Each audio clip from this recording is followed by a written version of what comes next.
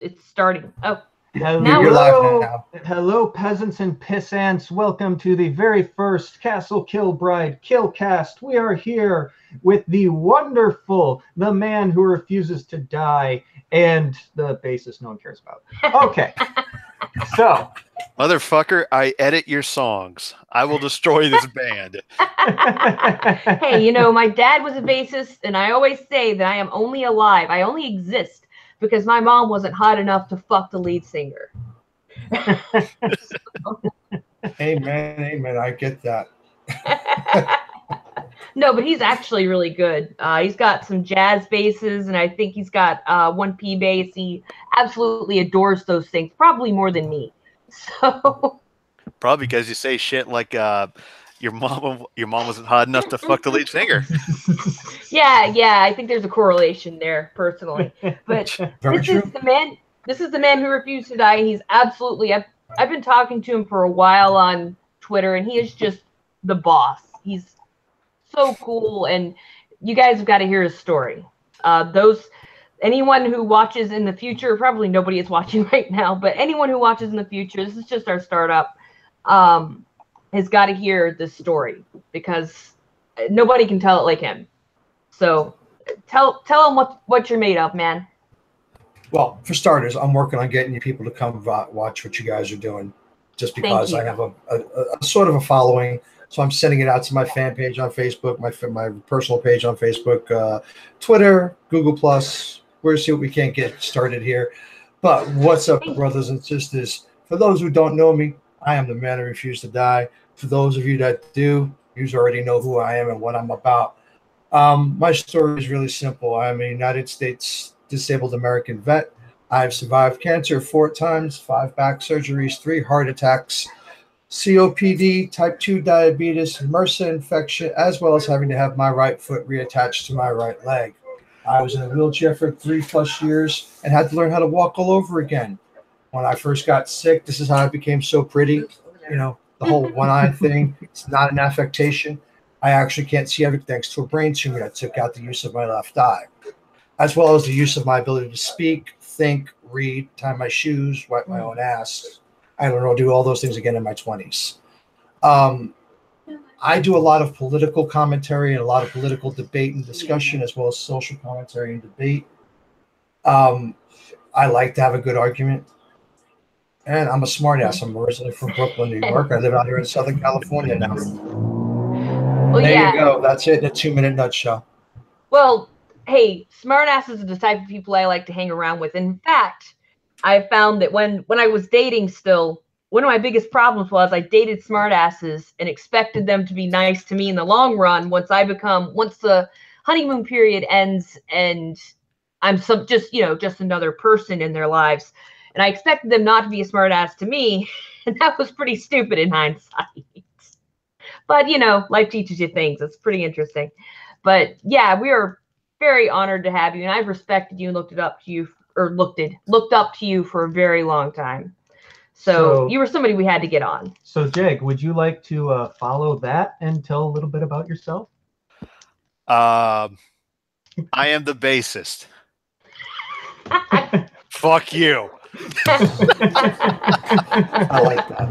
I'm the bassist. Fuck you. No, actually, I'm the bassist and I'm the audio engineer and mixer for this band. And I should have been leading this hangout and live stream because when I went to college, I majored in broadcast. Mm-hmm. You dicks. I keep forgetting that. And if anyone actually knows me online, you probably caught wind of me from the Drop Dead Cynical podcast, which is ran by Jason Pollara, formerly known as Workat. I did the title card for them, so which means Man Who Won't Die. Man Who Refused to Die. Man Who Refused to Die. You are actually the second naval vet with a brain tumor that I know. That's odd. Because there is another guy who is a smart-ass cynic called Adam who has brain tumor and is a disabled Navy vet that co-hosts Drop Dead Cynical too. Well, the possibility states that they sprayed us with depleted uranium when I was in.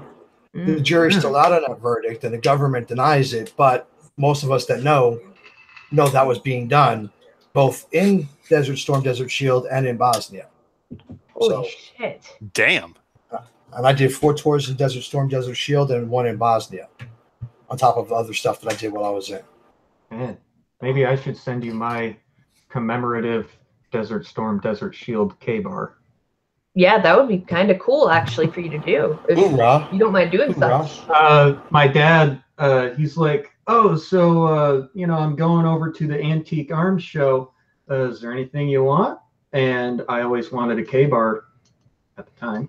Well, I still do. But and he picked up that one, commemorative Desert Storm, Desert Shield.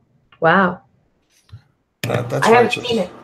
Which I think is in your car right now. His dad has just all kinds of cool stuff. It's just a treasure trove. Like, you go in their house and it looks like a museum almost. Just all the neat stuff he's got. He's got, what is the gun on the wall? How old is that? 'Cause that looks like that's from the Wild West. I don't remember what it's called, but that is the firearm that was used before Michigan was, or not used, that was carried by one of the first Europeans to go through Michigan, being chased by the Indians. And that's the firearm that he carried going through there. I said, of course, about the Indians chasing him, and now we're demonetized. It's people of red complexion, thank you. And Native Americans, and rightful Americans. let me tell you, that rifle is like 6 feet long, and holy crap, that thing is heavy. Like a gun. It's probably a single-shot musket. Yeah. With a tamper. Yeah. Yeah, a single-shot musket. You bait too, so we're not the only ones. Rifle? What's that? Pennsylvania/Kentucky long rifle? Like, is it rifle? No, it's a rifle. It's not that. I think it's a French rifle, actually. It's so funny. Those words almost seem to be contradictory nowadays. Just thinking about France. God. Okay, I'm going to play devil's advocate. We cannot give the French too much shit. I know. They were fighting Germany before us. They were fighting Germany longer than us. And because their presidency was stupid and decided to give up, the French resistance is one of the biggest reasons we got D-Day. If it wasn't for them, we would never have had D-Day, ever. Not only that, but they did help in the war for independence as well. And I know they didn't help in a massive way, but that's still not to be disrespected. They sent us a lot of supplies, a lot of armament, some troops to help with trying to train some of our less well-read brethren and cousins back in the day who couldn't read, so they taught them how to march. And I'll throw them a bone too. There's special forces that work in North Africa and the Middle East. In recent years, they are legit ass kickers. Yeah, they are. Yeah, and they have this awesome army of what is it called? French Foreign Legion. Yes, the Foreign Legion is pretty cool too. I like the whole concept. That's very interesting. Well, doesn't the U.S. have a Foreign Legion? I don't remember. I don't believe so. No, they don't. No. We do not have a Foreign Legion. No, sir. We will not allow foreign military to be acclimated to our United States military. It just will not happen. Yeah, I can see that. We'll train people like in the Congo, but they're not attached to us at all. Well, allow me to do a shameless ancestry plug of, the Canadians were pretty badass in World War II. He's half Canadian. Just name a single thing the fucking Canadians did in World War II. I heard her say the same thing. What did they do? I heard that they were pretty fierce. That's about it. They landed on one of the beaches with the UK during D-Day, and it was the lightest fighting of any of the beaches. Utah and Omaha, the hardest fighting beaches we landed at. No. Right? No shit. There was another thing that they did. They were the cannon fodder for the test D-Day.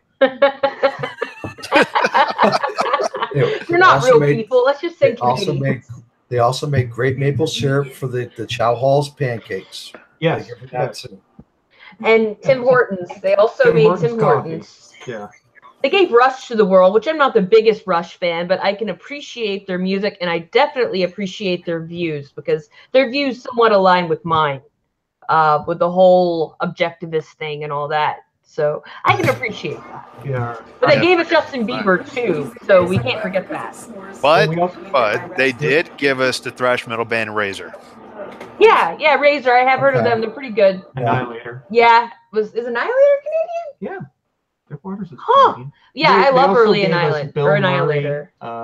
Jim Carrey. Well, Jim Carrey's gone nuts now. What the hell happened? We've been watching some of his old movies, and he's been huffing paint, and he thought he was smoking pot. Come on, that's. He dated that woman whose son got autism, and she started that whole entire anti-vax thing. Oh yeah, off some debunked newspaper that even the guy who wrote it was like, "This is garbage. I disavow my own writing." So yeah, that's what that whole thing is based on. And she, for some reason, wanted to blame something, so there was a scapegoat, and I think that's exactly what it was. Is she wanted to crucify something for it, so vaccines ended up on the table. Which now means that every single death that causes, because someone got convinced that autism causes that autism is a result of vaccines, that's on her now. Everyone knows autism is the result of 4chan anyway. I got one for you. I just did a show a few days ago, and we were discussing the Bill Cosby thing. And with the way my shows work is we'll start off on one topic, and 4 hours later we've totally gone to like the other side of the Twilight Zone and just be discussing shit like autism and how the government is now saying that more children are being diagnosed as being autistic than ever before in mass numbers. I'm like, that's because y'all don't want to fucking deal with precocious, overactive kids who are just being kids. Yeah. So you got to medicate them till they're fucking drooling and can't function, as long as they're not being loud. Yeah, they wonder why mass shooters are such a thing nowadays. Right? Tell me about it. Indeed. And I actually can personally attest to what you're saying, because when I was in high school, my grandmother had a close death in the family. My grandmother, who I was very close to, passed away, and I was depressed, and my mom took me to all kinds of shrinks, and I also had some health problems at the time. So any medication they gave me was on top of that, which already made me drowsy. So they put me on Ritalin or one of those, one of those ADHD drugs, and some kind of antidepressant. I think I was taking 12 pills before I went to school every day, more than like some 90-something-year-olds. So that explains a lot, huh? Yeah, indeed. Sorry, I had to let that one go. But it was absolutely terrible. Like, I remember math was my first class today, algebra, and I would just be sitting there with my head on the desk, and usually I was the classroom show off. It got me a lot of enemies in school, but I didn't really care. But I didn't feel like that at all. I didn't feel like doing that. I just was a zombie. And I told my mom, nothing you can do will make me take these pills. They make me feel terrible. They make everything worse. I'm not doing it. And she backed off. To her credit, she backed off. But yeah, I can tell you what it makes these kids feel like. And it's no fucking wonder. It's like everybody's saying, no wonder. They go absolutely just zombified. We're also telling all of our children that, hey, you're special. Oh, yeah. No matter what you do. Granted, there are some that are special that need a helmet and a bite guard, but they're not special, and everybody gets a trophy just for showing the fuck up. And what happens is you put these kids in a bubble, and now these young adults and some of these 30-somethings, you put them in a bubble where they think everybody's got to kowtow and cater to me and kiss my ass because I breathe. I'm entitled to everything just because I'm breathing. And then when you get out into the real world, out of mom and dad's basement or grandma's, water closet, they're fucked. They have no skills. They have no coping. They have no life skills. They can't function. I tell a joke all the time that our universities now, they're not turning out people with actual marketable skills, degrees. Mm-hmm. No, this is more like lesbian dance theory. Yeah, okay. It is. What the fuck you getting a job with that? Social service degrees? What the fuck you getting a job with that? When you got all these social service workers, it's so overmanned. You got these people that are working at McDonald's now, they got a friggin' master's in social sciences. You're like, oh, what the fuck are you doing working here at McDonald's? Oh, I can't get a job there. It's because it's not a fucking real job. Well, and it's the student the student loan crisis, I think, is in a huge way because they're giving out degrees that people can't pay off their loans with. I really think that student loans should be catered toward, like, one of the considerations is, or in do we give you this loan, should be, okay, are you actually going to have a job with this degree that you can pay us back? I think that the degree should absolutely matter in whether or not people get a student loan or not. I agree with you, but see, the thing with the student loan is you can't even default on it. You can't even go bankrupt on it. So don't give a fuck what you take it out for. You got to pay it whether you can get a job in that field or not. I have a friend who started off in computer science. You got to start paying it off. Start paying it off 6 months after you graduate. But I have a friend who had to get 2 degrees. One, he was a computer tech. He did computer sciences and figured out that the computer bubble burst. So you couldn't make any money building computers at home like we used to back in the 90s. So he had to get another job, and he went to work in the healthcare industry as a respiratory therapist. He's making like $27 an hour, but he had to pay both of those loans back. Yeah. He's still working on the second loan, and he's still working on the first loan, and that's been 10, 12 years now. They don't give a fuck what you take the loan for because you can't default on it. You can't get anybody else to pay it for you. Uncle Sam won't let you go bankrupt on it. So you go to the bank and say, hey, I want to take out a student loan. They're like, okay, because they know they got you for the next 30 years. Yeah, for life, more or less. And, well, my plan, pretty much. I have a disease, I think I've told you, it's crippling, basically. But it is something that gets worse over time in increments. So right now I walk with a cane. I can do some things. But I was going to school with plans for an MD, and I was thinking, okay, so I'm going to do undergrad, no loans, and then medical school, I'm going to take loans, because I was really aiming for Hopkins or somewhere that was, very, very good. And, well, nowadays I wouldn't want to go to any of those schools, because look at the shit that's coming out of Harvard, man. They're too fucking leftist now. They would too wipe everybody's ass for them. Give them a crying closet, for fuck's sakes. Give them blankies, binkies, and a safe space with a little safety pin that they can poke through their skin so they can cry some more in their crying closet. Yes, I'm very sarcastic when it comes to members of the platform. Oh, I'm so glad I went to GSU because I had to take sociology for a semester, and I made my sociology professor my bitch. Great.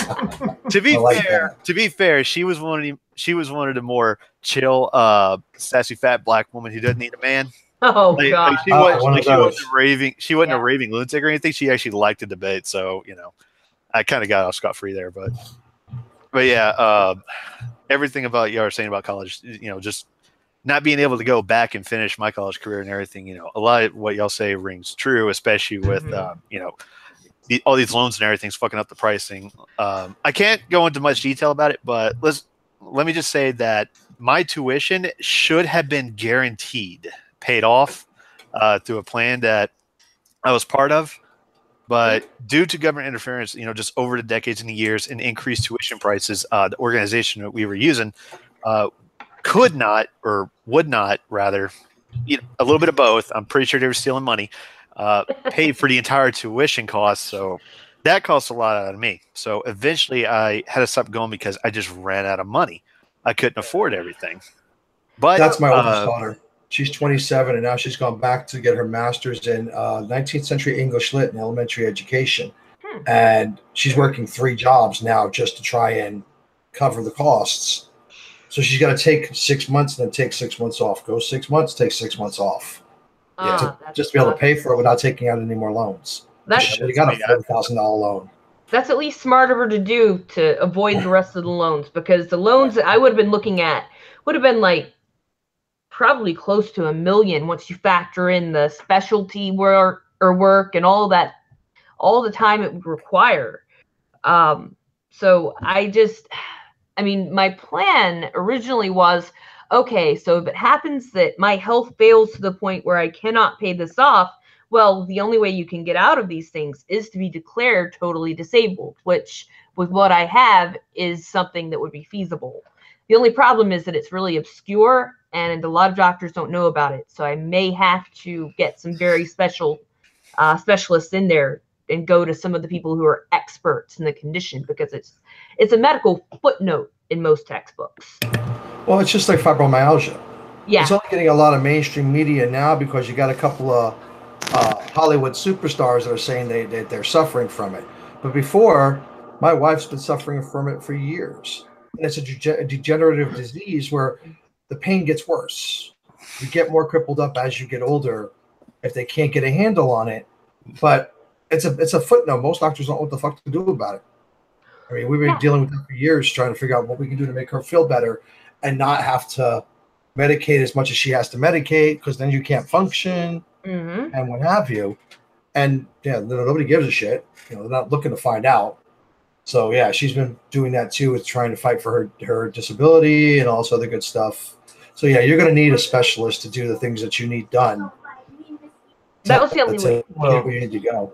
Well, it's also the federal government that's castrating doctors on what they can do. That is true. The government is, the problem with what I have as far as medication goes is that it comes with this strange, almost immunity to any type of pain medicine or even like anesthetic, whether it's, knock you out or just numb you. It's whatever anesthetic you take, it will make it, like, I've woken up in plenty of oral surgeries and stuff I had done when I was a kid, all kinds of crap like that. And it's given me a terrible fear of dentists. But yeah, so even pain medication, you need a lot for it to work. Just exactly. Yeah, that's my wife. That's my wife with the fibros. Yeah, it's just nothing really helps. Takes the bite off a little bit, but then it comes right back stronger than ever. And doctors are terrified to write an amount that will help. And this stuff doesn't encumber me at all. Like, the most I've ever been given by a doctor was 40 milligrams of oxycodone a day. And that was one 10 milligram pill 4 times a day. And that did not, it took the edge off. Yeah, it took the edge off for 2 hours, maybe. And then, you're supposed to stretch these out over, I think, 6 or 8 hours or something. And it was just, it was absurd. It was absurd. There was no way that I was making it with that kind of pain and with that kind of tolerance. It just wasn't happening. So I'm a big advocate for legal marijuana. I live in a state that has it both legally and recreationally now.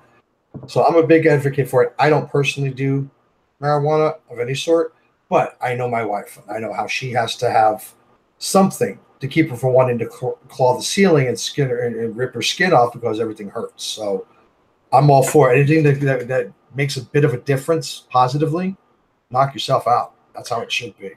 I'm considering it, but there's a problem. There's a big problem. It's not legal where you are? It is. Medical is. Medical is, yeah. There's another big problem, and that is me. I get very sick from it, just from the smell. Yeah, this is my husband. Yeah. Okay, well, my wife's sitting right here painting, so I feel you. Yeah, she's kind of listening in on the conversation. And she'd throw out a hello or stick her hand out and wave. She's like, no. Well, yeah, see, she doesn't really smoke a whole lot. She does a lot of edibles and things like that. So yeah, it's not quite as bad. I'm not even sure if it would work for Misty, because I've seen her drink like 10 Jack and Cokes and just walk it off. Shut up, Jack. Well, yeah. Well, my thing is the body produces a chemical similar to THC, and my body creates a lot of it. This is in theory. You have not been medically tested or diagnosed with any of these issues. No, but it's the only thing that makes sense.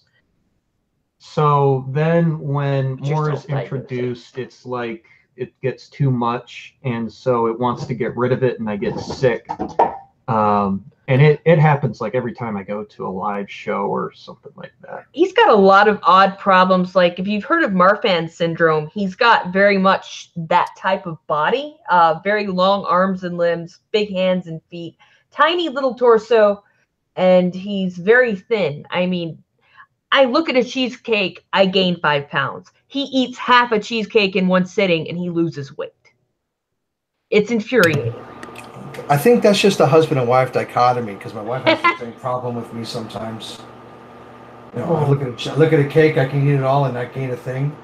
And she just looks at it and gains 2 pounds. It's like, you son of a bitch, I hate you. Well, you look like you work out. You look like you go to the gym. Really no, not anymore. Not with. I have stenosis in my back and stenosis in my neck. Yeah. From breaking my back, and I wrestled for 20 years, so I put a lot of damage physically on me. And I have problems just walking a lot of days now. I have a lot of issue. The stenosis is in the joint that connects your hips to your lower back. So there's nothing they can do for it. That's the sacroiliac joint. Right.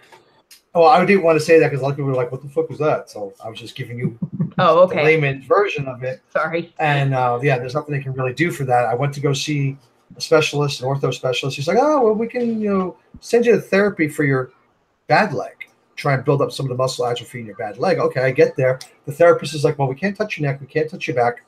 We can't touch your bad leg. But we'll do some PT on your good leg. I'm like, what the fuck for? Really? I'm going to have to get up at 0 dark 30 every fucking morning just to come in? No, not doing it. If you can't help the issues that I've got, there's no point in me coming in there so you can give me a Popeye leg. You know, where it's big. No, fuck that. It's just retarded. It's just a way of them spending money or get charged Medicare money for it when it's not going to do anything to help me. So it's like, I don't really work out. I don't really do anything at the moment anymore. I'm going to start trying to tentatively work out eventually, but when your hips feel like somebody's, sticking acid into sockets, you really don't want to fuck with it much. No. Now, question. Did you do wrestling or wrestling? Both. I did both. I worked for ECW. I worked for CZW. Oh, shit. Whoa. Wrestling Alliance. You just said the magic words, ECW. Oh, no. Here we go. Yes. Oh, my God. I was working for ECW before when Shane Douglas changed it from Eastern Championship to ECW the night he dropped the belt in the trash. I was at the arena. Ooh. Oh, man. I used to go out with the Pit Bulls.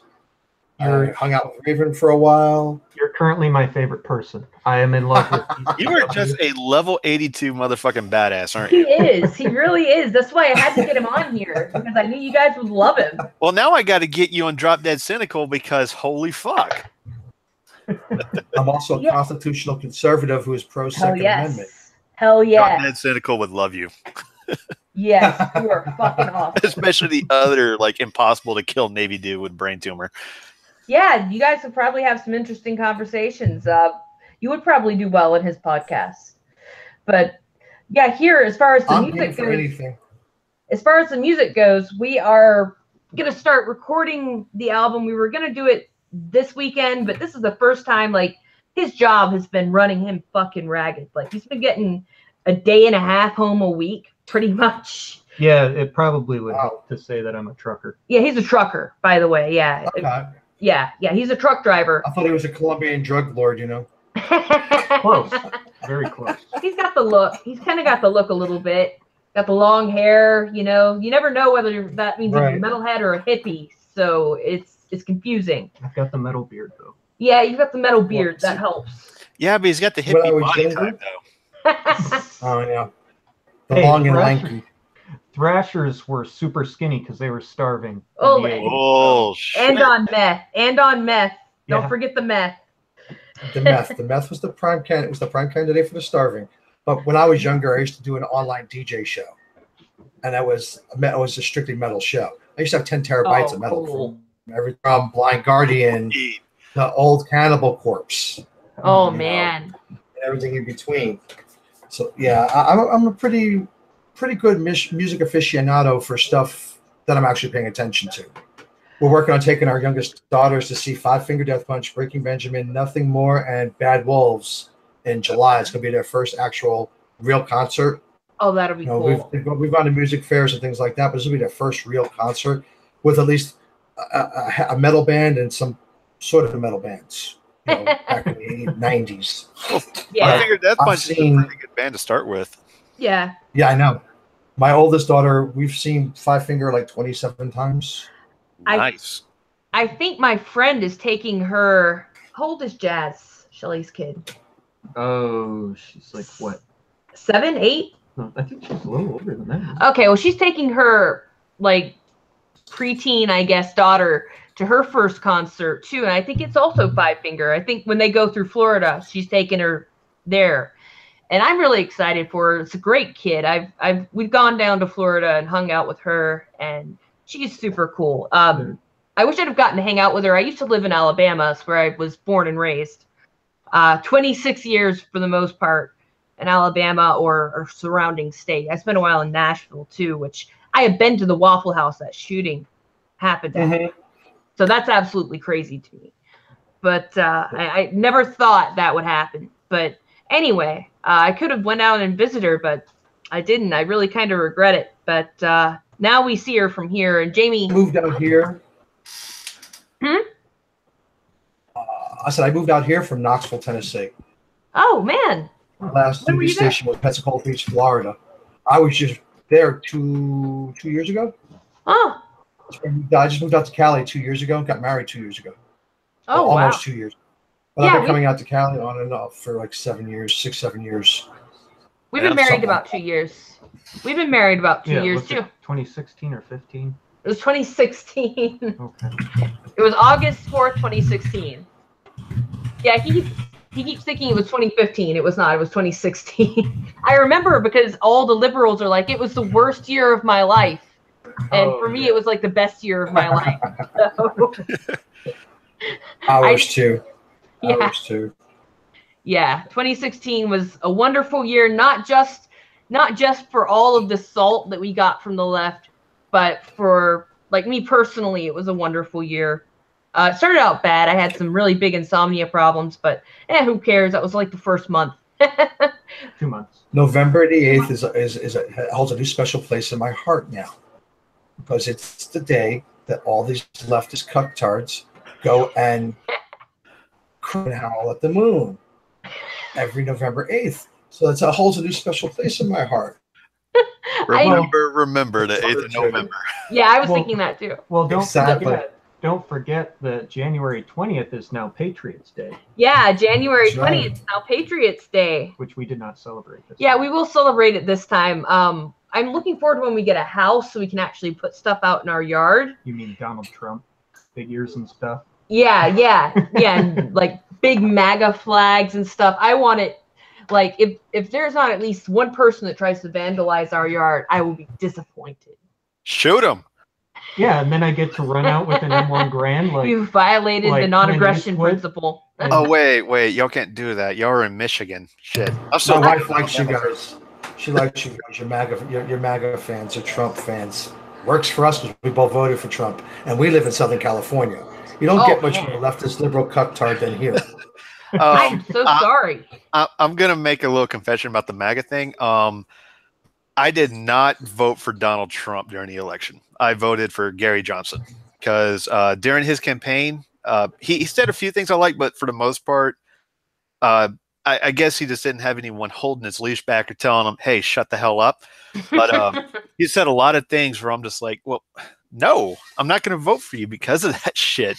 You got to either word it different or not do it whatsoever. And aside from probably two things, one I can't even remember. I've not had a single problem with Donald Trump since he has taken office. He has surprised me beyond words. Yeah, and that's what we like to hear. I didn't vote for him either, but the reason I didn't vote for him is because a couple of years ago, he was a Clinton donor.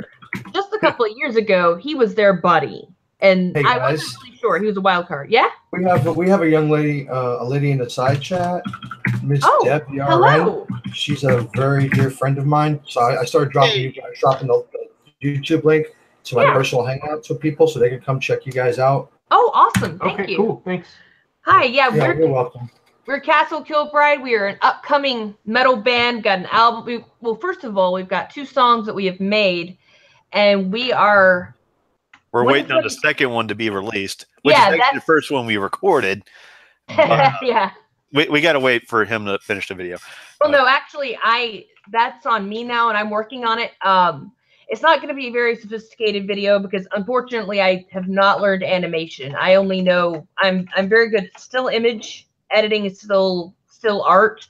but I don't know anything about animation. So what I'm going to do is I'm going to have the album art in the background, and I'm going to have the lyrics up on the screen. The album art will probably be darkened a little bit just so the text is more legible and everything. But I'm going to do that. I'm going to have an effect on the text as it goes by because I know at least enough about animation to do that.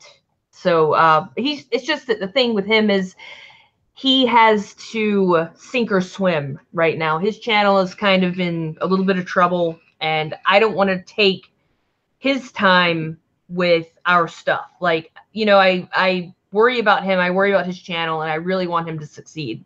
So I told him I would take that burden on myself, and I would do it. And that's what I've been working on. That's what the pictures I've been sending in the band chat are, with the cool swirling sky and stuff. That's going to be the top of the album cover, and then I'm just going from the top and working down pretty much.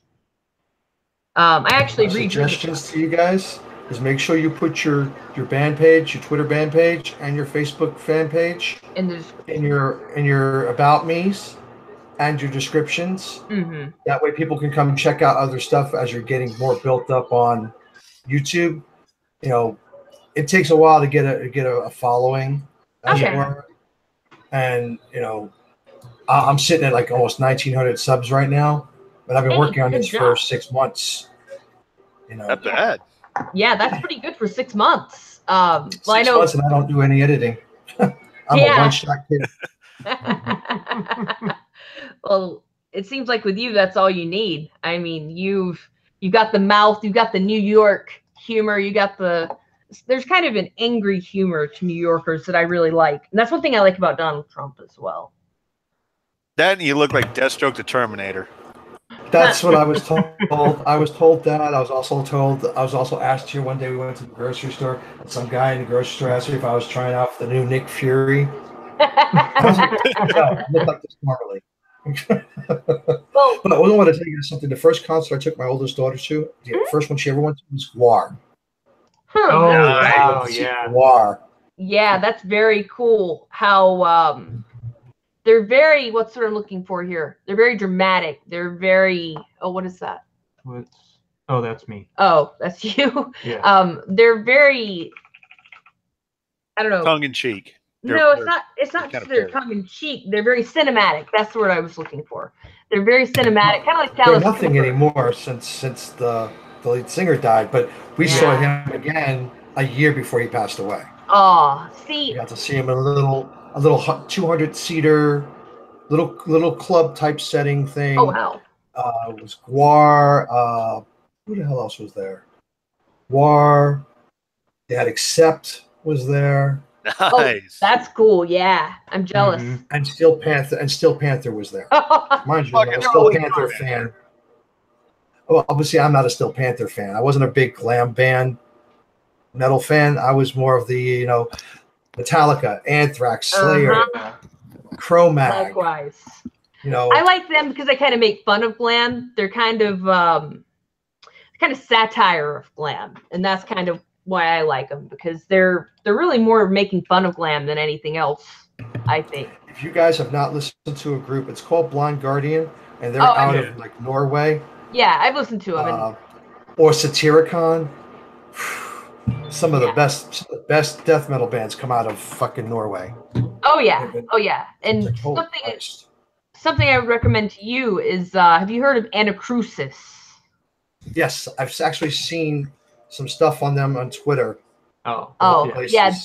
They are amazing. Yeah, they're an old 80s band. Unfortunately, they're one of those that did a couple albums and disappeared into the ether, but they are incredible. Right now, the vocalist, Ken Nardee, has his own album. He's doing his own music now. Yeah, he's actually got, and it's Christian music, funny enough. It's Christian music, but it's good. It's good. Christian, because only some songs. So like White Stripes?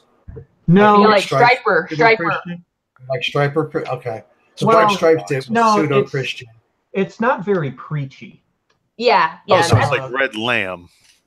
Okay. I know who Red Lamb is. I haven't heard. Red Lamb bro over here. He knows what's up. Yeah. But we're kind of going for like I don't know, what sounds would you combine to kind of describe our sound? Like, if you had to describe our sound in bands, what bands would you say, Jameson? The good ones. No. You can't just give that as an example. That's a cop out. I guess my biggest influences would be Dark Angel, the band, not the TV show. There's a TV show called that? Yeah, TV show. Jessica Alba was hot back then. Shut up. Yeah. My inspiration is to go out looking like her on stage. Oh Jesus, dude, you might make 1 million followers. You might make 1 million followers and make $1 million. You never know, bro. In this day and age, where everything's so is big, and then get sued for copyright. Oh, we're the first thrash metal band with a transsexual lead singer. Yeah, that can go places, man.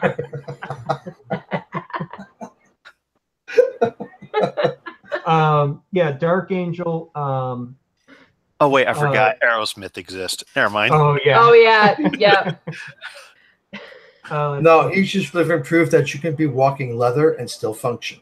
Yeah, no joke. And apparently live forever. Yeah. Well, when you're drinking formaldehyde beer, you have no choice but fucking preserved and keep functioning. I mean, it's the shit they use for embalming people. Thanks. But anyway, to continue with the influences, we've got Late Death, the really technical stuff. There's also Despair, again, Anacrusis, Morbid Saint. A lot of the second wave of thrash type stuff. So, I would say some Megadeth too, because when I write my lyrics, that's kind of the type of thing I'm imagining. Oh, some Megadeth? Let's not lie. Megadeth is who we're fucking aping. Without the drugs.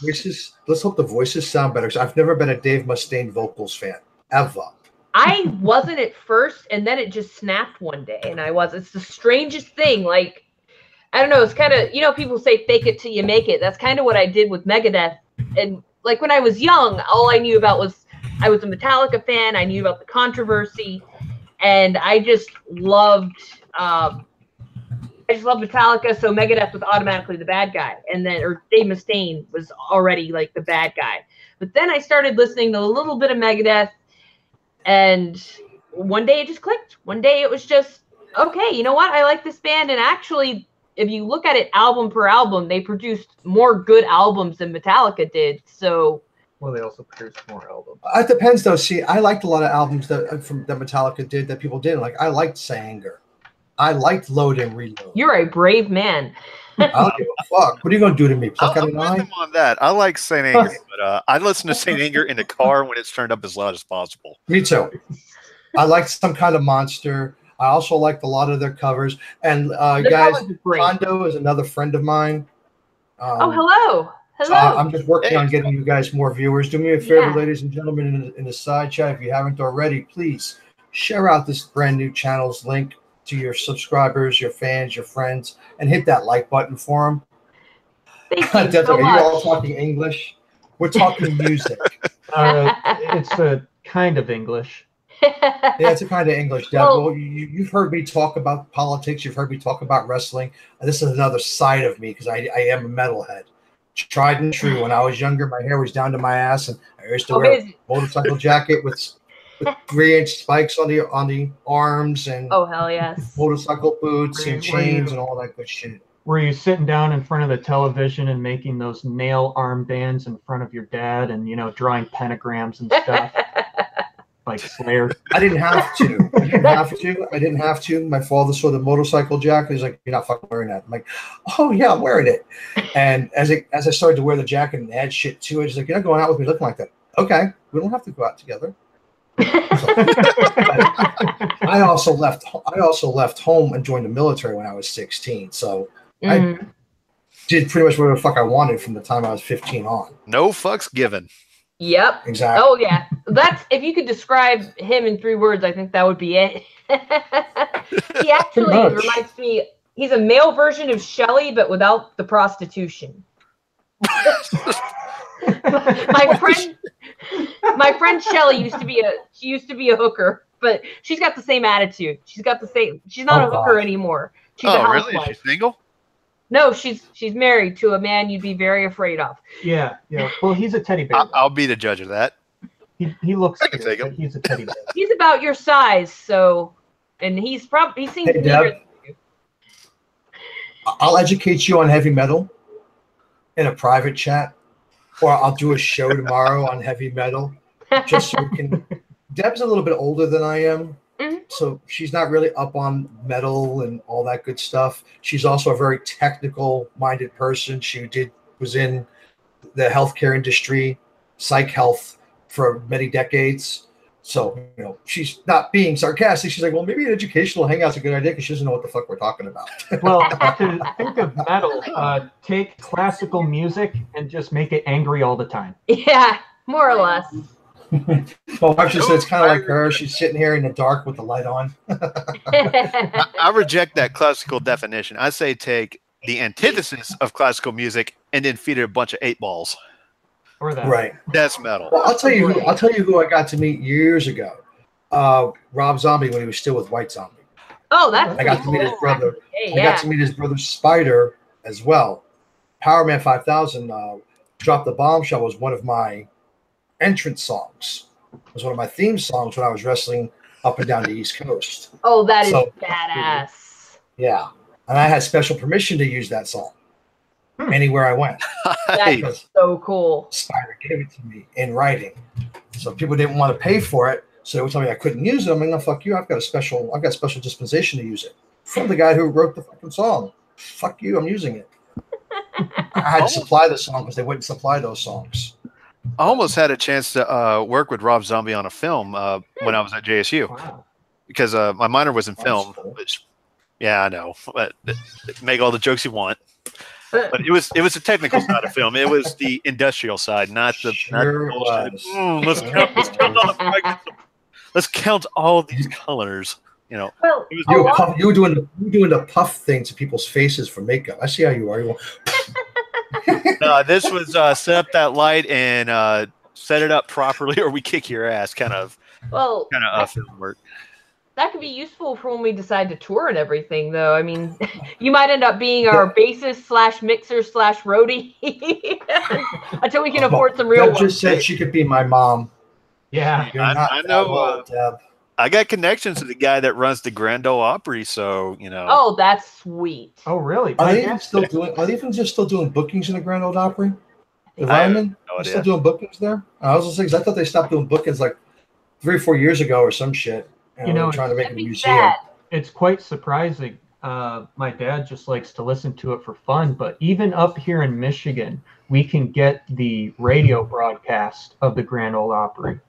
Well, your dad would know if it's shut down or not. Your dad would know. He'd be a guy to ask about that. I want to ask him tomorrow. Oh, yeah. Because I want to know if it's shut down. Because that would be very sad, I think, for American culture. That would be, I don't know. I feel like that's a big part of shutting down an icon. Yeah, it is an American icon, and that would be very sad if it shut down. Because I think it's still up and running. Yeah, I think so. I would think. I don't know. I think it's changed. I think it's reformed a little bit, but it's still up and running. It's been a while since Nashville was a part of my life, so Jameson's looking it up now. Nashville's never been a part of my life. I used to work in Nashville, working for USWA Wrestling, but I was also knocking doors, selling shit, door to door to make a buck. Yeah, and that was the closest I ever went to the Grand Ole Opry. It looks like the venue is still going. I know. I used to live out there. It was mostly 2011 that I lived out there, but it was a great time. I mean, I did some bartending work back then, and I went to, when I wasn't working at the bars, I would go to the poker bars, and they let you play for free because gambling wasn't legal at the time. I don't think it is now either, but gambling's not legal. So the way they'd get around that is you could buy a drink or a meal, I think, too, and they give you free chips with that. And when you won, you get a free meal or whatever. But if you look at it, you buy so much stuff that one meal isn't really worth it if you buy your way into winning. But some people did anyway, just to be the #1 on the charts, and we call those people douchebags. So I have a suggestion.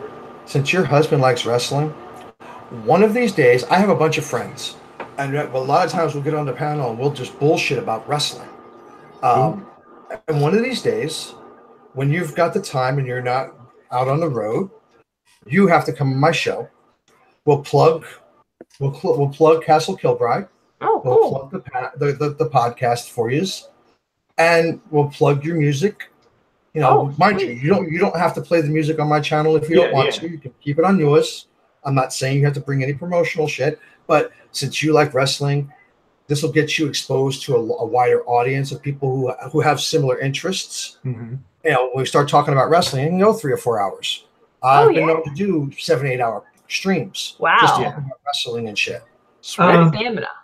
Yeah, Jag is also big into wrestling, and I think Mac, our lead guitarist, I believe he might be into wrestling as well. I'm not sure. Mac will be in future streams. He just couldn't make it tonight. He runs 2 restaurants, God bless him, in California. You guys are probably pretty close together, actually. Well, I'm an hour from LA. Yeah, I think isn't that about? I don't remember where he said he is. Yeah, I think he's close to LA too. So he was what? I thought he was around the Sacramento area. Oh yeah, that's right. He is. He was Okay. like 15 minutes from that last shooting. In Yeah, that area. yeah, he was 15 minutes from the YouTube shooting. It was a YouTube shooting. Yeah, YouTube shooting. Okay. Yeah. Okay. And I can do the live streams while I'm on the road. Yeah, just let him be parked at night. Yeah, I just want to be parked because, of course, Accidents. you're going to hear the bumps, right. all that shit. We have friends who drive truck, and they'll be doing a stream live while they're driving. So you hear all the winds, you hear all the other shit that's going on, and you can't hear them talk at all. So I feel that. I'm extending an offer, an invitation. Yeah, that was that's very kind. Get you guys out there. You know, I'm not a big time anything, but I've got enough friends. Yeah. You know enough people that might be able to get you guys some more exposure. Yeah, I appreciate that. Yeah, that's very kind of you, man. I told you, this guy is awesome and he's a good dude. Very good. You and I have been friends for a very long time. We've been talking for a very long time. You, me, and my wife on Twitter. So yeah, no, I have no problem with that. I'm glad you decided to do a YouTube thing after all. Remember, we talked for a while. He was like, yeah, fuck it. I'm not going to do YouTube. We're just going to do Twitter and all this other good stuff because of the way YouTube likes to demonetize people and shit. Yeah, I was afraid it wouldn't be worth it. It'll always be worth it because even if it's not worth it monetarily from YouTube, you can always do Patreon. You can always do PayPal. You can always do Streamlabs. You can always do these like 10 other links that you can get that are free that people can give to as opposed to getting advertising revenue on YouTube, because really advertising revenue on YouTube really isn't all that great. Yeah. Yeah, and another YouTube thing, takes 45% of your video advertising. Like if the video that you guys have posted, any ad that gets played on that, you only get 55% of the revenue. Yeah. Well, shit. When you do a live stream like this, if you have super chat, you only get 70%. YouTube gets 30%. Yeah. Wow. Well, I would actually say at this point in time with YouTube and how big we are, don't even bother putting ads on YouTube. Like, it's just going to drive people away. Right. Deb just said tip jar. It's like a tip jar. You know, you're playing at a club. You're playing at a club. You're doing a live show, and you're getting say $200 from the promoter. But then you got a tip jar out there for everybody that likes your shit, on top of being able to sell merch. So you get tipped as well, and that's what it kind of is. I'm still sitting on almost $170 for super chats. For the brief little period that I was monetized before YouTube changed everything, I'm still trying to figure out how to get that fucking money. And that's been like 4 months now. Wow. That's ridiculous. Yeah, I figured that this would be a nice little bit of icing on top of the nice little bit of icing from the money that we make from the music. Yeah, and well, I thought this would also give us a chance to get to know our audience once that swells. We would have put this out. We've got more of an audience on Facebook. We've got, I don't know, like 50-something followers. It's not a lot, but it's more than we've got on YouTube. Mm-hmm. But we've got people interested, but we can't put it up on Facebook right now because we've got some Facebook drama that's going on with basically some internet children. You know how it is. You know how it can be. Talking about trolls. Oh, you are talking about Rich, aren't we? Yeah, Rich and crew. No, yeah. no. We can't say their names, so I think we should just say like douche or faggot or something. Well, No, you you can't can't say say that word. You I can't had say to that. on Google. Yeah, you Watch can't the say F word. you can't say that word, man. You can't say that They'll word. get you struck quick. Yes, you say they that word will. on you. Oops. We'll Get get an a asshole that don't like you, they'll strike you quick. Yeah, I'm we're small giving right you now. some forewarning. Hey, Also, Hooker, Rich welcome isn't to even his the real name anyway. welcome to the stream, Oh, Hooker. that's true. Glad to see you here. This is another friend of mine, awesome Hooker, really smart Oh, woman. hello, Hooker. I Awesome assume, Really smart Hooker. woman. Love the name. I love the name. I assume you're really good at your job. No, she's really good at crocheting. Oh, okay. Oh. Get it? Yeah. I learned that today Yeah. earlier in another stream that I was sitting in. Somebody told me that. I was like, oh shit, that makes sense now. Because I always felt funny calling her Hooker. But she comes to our shows all the time. She's a very bright, very wise individual. She's also a pro Second Amendment. I don't really deal with a whole lot of leftists because they don't like me because I don't let them. Well, that's bully who's me. after us. That's who's giving us crap on Facebook right now. It's basically a big echo chamber of like not big. It's 15 people, but 15 Block left. all of them. Block Yeah. all of them on Facebook, and they'll never see anything you fucking promote. Well, I laugh. I usually just laugh at them. Like, when they come at me personally, I say, keep going. I love what you're doing. It's the internet being the internet. And see, the difference between me and you is that I can take this criticism. I can laugh at it. I can enjoy it. But if the shoe was on the other foot, you'd be crying in a closet somewhere. So Very true. When you launch those attacks, just remember that you're only launching them because you can't take them back. And just remember, the left can't meme. Yes, that is true. The left cannot meme. We've You got seen no it. memes, They you got can't no meme. power. They can't logically think. They have no critical thinking skills. I watched a video. My wife introduced me to this YouTuber who does interviews. She did an interview with this local walkout. These kids did the walkout for against guns. Oh, And yeah. they're just discussing it with this little blonde girl who's like kind of smart but kind of stupid at all at the same time. She has no clue how we should go about fixing this issue of mass shootings. But she tells this lady, and now you're gonna like this punchline because she's 100% serious. She says, "I'd rather be raped 100 times than have one child worry about having a gun in school." What? I don't think she's ever been raped. She hasn't. She's only like 16, 17. But she said, "I'd rather be raped 100 times than ever have to worry about one child being afraid of people having guns in school." I was like speechless at the stupidity. Yeah. And I don't want to get too personal, but I was at about her age, little older than her, 18. And trust me, she would prefer be worried about the guns. Trust me. Not an experience one would want to repeat. It's just like the Hispanic chick now that's doing all the pride shit for get rid of guns in our schools and get rid of guns in our country, and they tried to I can't remember her name off the top of my David head. Hogg's Gomez Adams looking. Yeah. The girl. I think her last name actually is Gomez. The bold one? Is it the bold one? The bold one. Yeah. I call her the space. She got found out that they were paying her to do these appearances. Oh, wow. And they tried to hide it. They tried to hush it. And she made a mistake. And she spouted it on a fucking interview. And everybody was like, oh shit, we got him. Click. And it got copied. It got recorded. And then it got mass produced and mass sent out. Fuck David Hogg, for fuck's sake. He looks like a young Hitler. Even with the way he holds his hand in the air and it's like this instead of like this, and the outfits he wears, he looks like a Pee Wee Herman with hair. Well, I hesitate to, call him a Hitler or dictator or anything like that, but, you look at his body language and, all the signs about it. You look at his attitude. You look at what he did during the shooting when he was more worried about, making a video about gun control while the shooting was happening and they were still on lockdown. You do realize he wasn't there when the shooting started. Yeah. He got on his bike and rode there because his father's an FBI agent. He heard shit on the scanner, got on his little Huffy 10 speed, and booked it all the way down there just so he could be there and say he was there and hiding. That was he admitted to that on fucking CNN of all places. Yeah. Either one I view as equally shitty, and I don't know which one it is. So I will say both happen. Go Schrodinger with it until one is proven to me otherwise, without a doubt.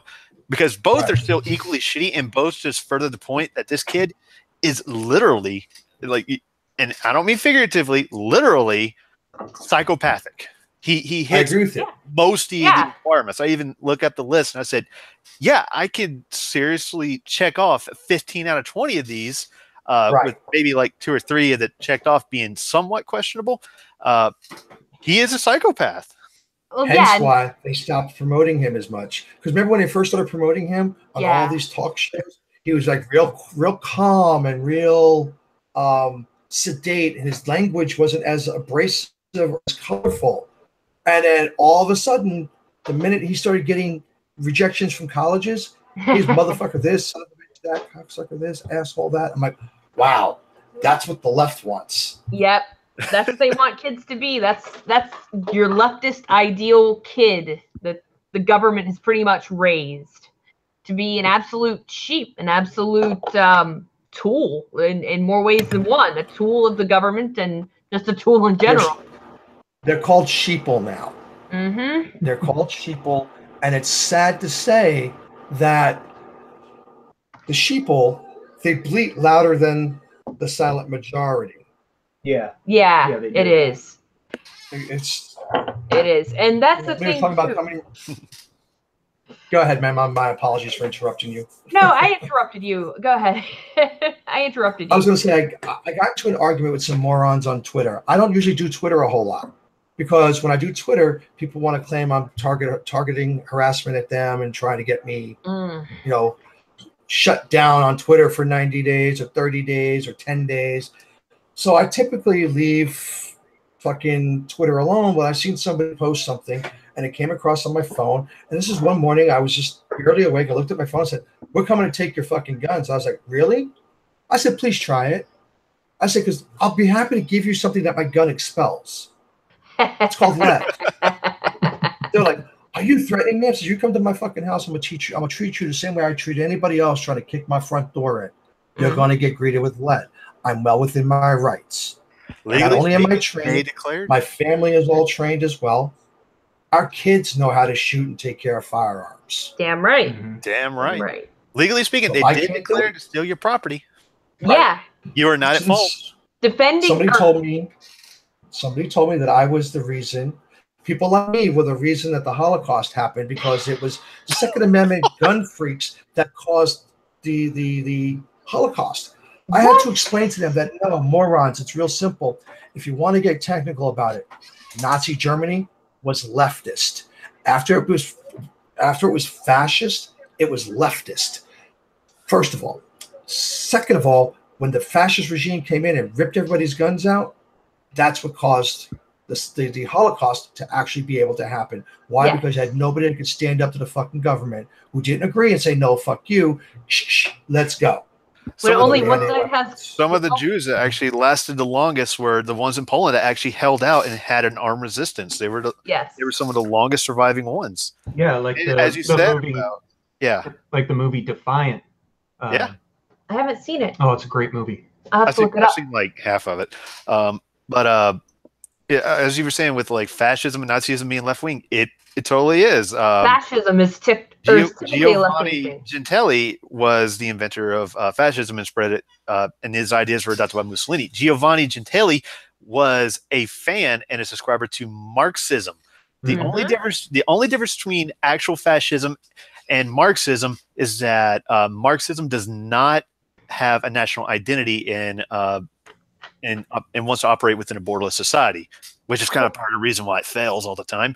And fascism has a focus on national identity, but almost everything else economically, it is straight out of the Marxist handbook. It is from bottom up.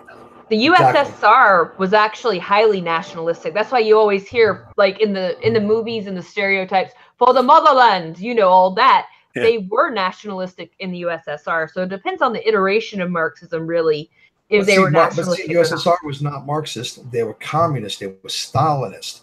big difference. That is true. Big difference. And also, they were trying to spread it worldwide to everywhere because the only way for any kind of communism, Marxism, kind of stuff to exist is if the whole entire world works on that system. Right. Even though they keep fucking over their farmers like idiots, so it automatically fails. Well, yeah, that's kind of like what's going on. People, like with this South African thing, I've been looking more into, the South African killing of farmers and everything. And they're not just killing, they are killing white farmers, but they are also killing black farmers. And they do want to take some land from black farmers as well. And so that makes me think that it is, well, some of it is racially driven, or at least it's cloaked as racially driven. I think it's more communist than anything. Well, it's actually more tribalist than communist, but see, it is highly racially motivated because see, in South Africa, you have so many different tribes. Yeah. You could be a shade lighter and you're a different race according to whatever warlord's in power. Okay. Well, then slavery is a big thing over there. They'll go in and rack out a whole fucking village, cage them all up, hang them upside down by their fucking feet, and sell them. Well, I know that there are some tribes too that were there before them, like the Sand. I think one of them was called Sand, and then I forget what the other one is called. But the Zulus came in, and they treat them like they are subhuman, like they are just trash. And the funny thing is that the Boer, the Dutch settlers that were there before the Zulus, and yet the Zulu people, who was running the government right now, they're saying, "Oh, well, let's take our stuff back from the Boer." But like the way I see it is, a lot of this stuff with Mugabe is, or like Mugabe, is tribalism, it's racist, and to some degree, it's communist. It's all three, which are like the three worst things put together in a box and just shaken up. No, you forgot socialist. You it's socialist in that box too. Yeah. Because see, the only real difference between socialism and communism, socialism doesn't believe in an actual governing body. They don't want anybody to be in charge of anybody. Mind you, that does not work. Why? Because there's three of us on the panel, right? So technically, we're the governing body of this particular stream. Just by osmosis and attrition, we have no choice but to be the people in charge at the moment. That could change. You get more people on, two of us bounce, it changes. That's socialism. That's socialism. But they try for a nobody being above anybody type of ideal. Communism, they very clearly want a government of the affluent and the rich, and that government's going to tell everybody else how they have to live. My problem with both of those systems of government is you're not going to take what little I have, because I'm considered poor in the States. Okay, I'm on disability, so I don't make a whole lot. But there are people who make less than I do. So now because Joe down the block makes $100 less than I do, they're going to cut my check by $50 and give it to Joe. So he has equality of outcome as opposed to equality of opportunity. Socialism and communism both believe in equality of outcome as opposed to equality of opportunity. And that if anything, if you and I have a disparity in our paychecks, you work in a very tech savvy industry, and I'm a waiter, and you make $250,000 a year, and I make $60,000 because of the tips. Socialism says you must have some sort of privilege because you're making that amount of money. So let's cut your check and give it out to every waiter and waitress until you guys all make the same. And that's the danger. That's communism too. That's the danger of social Marxism that's creeping in too, is, well, the pay gap, for instance, which number one has been debunked from every angle imaginable. But they still parrot it. Yes. Yeah. They parrot it still into the grave that it's 70-something cents on the dollar, and 77? Okay, 77 cents on the dollar. And okay, number one, even if that were true, if you look into it, there's still the issue of it's not the same job. These were not analyzed or accounted for the same job, which is just bad science, even if it is a social science. And then, exactly, I agree. And then on top of that, like, I was watching. I don't know if you watch Undoomed. I was watching his video on. Undoomed, I talk on Twitter all the time. He helped me when I first started my channel. And Bearing. I know if you watch Undoomed, I know you know Bearing. I love Yeah, I watch both. I watch both. I love them. Bearing did an interview with me. I saw it. My channel was actually 4 weeks old. Yeah, I saw it. I saw a link to that. I didn't get around to watching it. I posted the link. But yeah, I'm very good friends with these gentlemen. Well, funny as shit. I just showed Jag your channel earlier today, so the repugnant conclusion. I was watching that video, and he was talking about which societies are preferable. You know, the one with the small population has a very high standard of living, or the one with a very large population with a low standard. And he was breaking down on what philosophers use as sort of a mathematical type comparison of why it's actually the large population with a low standard of living that is better. But there was the one after population A, which is the first one, the one with the low population, high standard of living, is one that has equal numbers of people, but half have a very high standard and half have a low standard. And I said, as long as meritocracy is the determining factor on which you are in, then I would go for that society. And as time goes on, you will see groups break off that are in the middle between these two, and things will shift, things will fluctuate, and the people who are able to earn it will be at the top.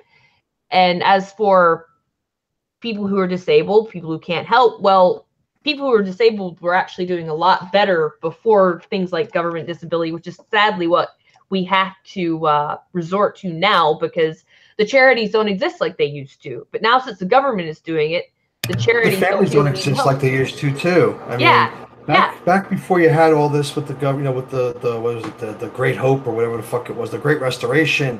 Back, you know, when it first started with taking out federal taxes and Social Security and putting people back to work after the Great Depression, the New Deal. Yeah, thank you. The New Deal. Part of my brain issue is at times I'll be talking and I'll have it in my head, and because I'm missing part of my frontal lobe, I'll forget what it is I'm trying to say, and I'll be like grabbing at words, and you know, my wife's we talk about this shit so much. She's like, "This is what you're saying, babe." I'm like, "Thank you, honey."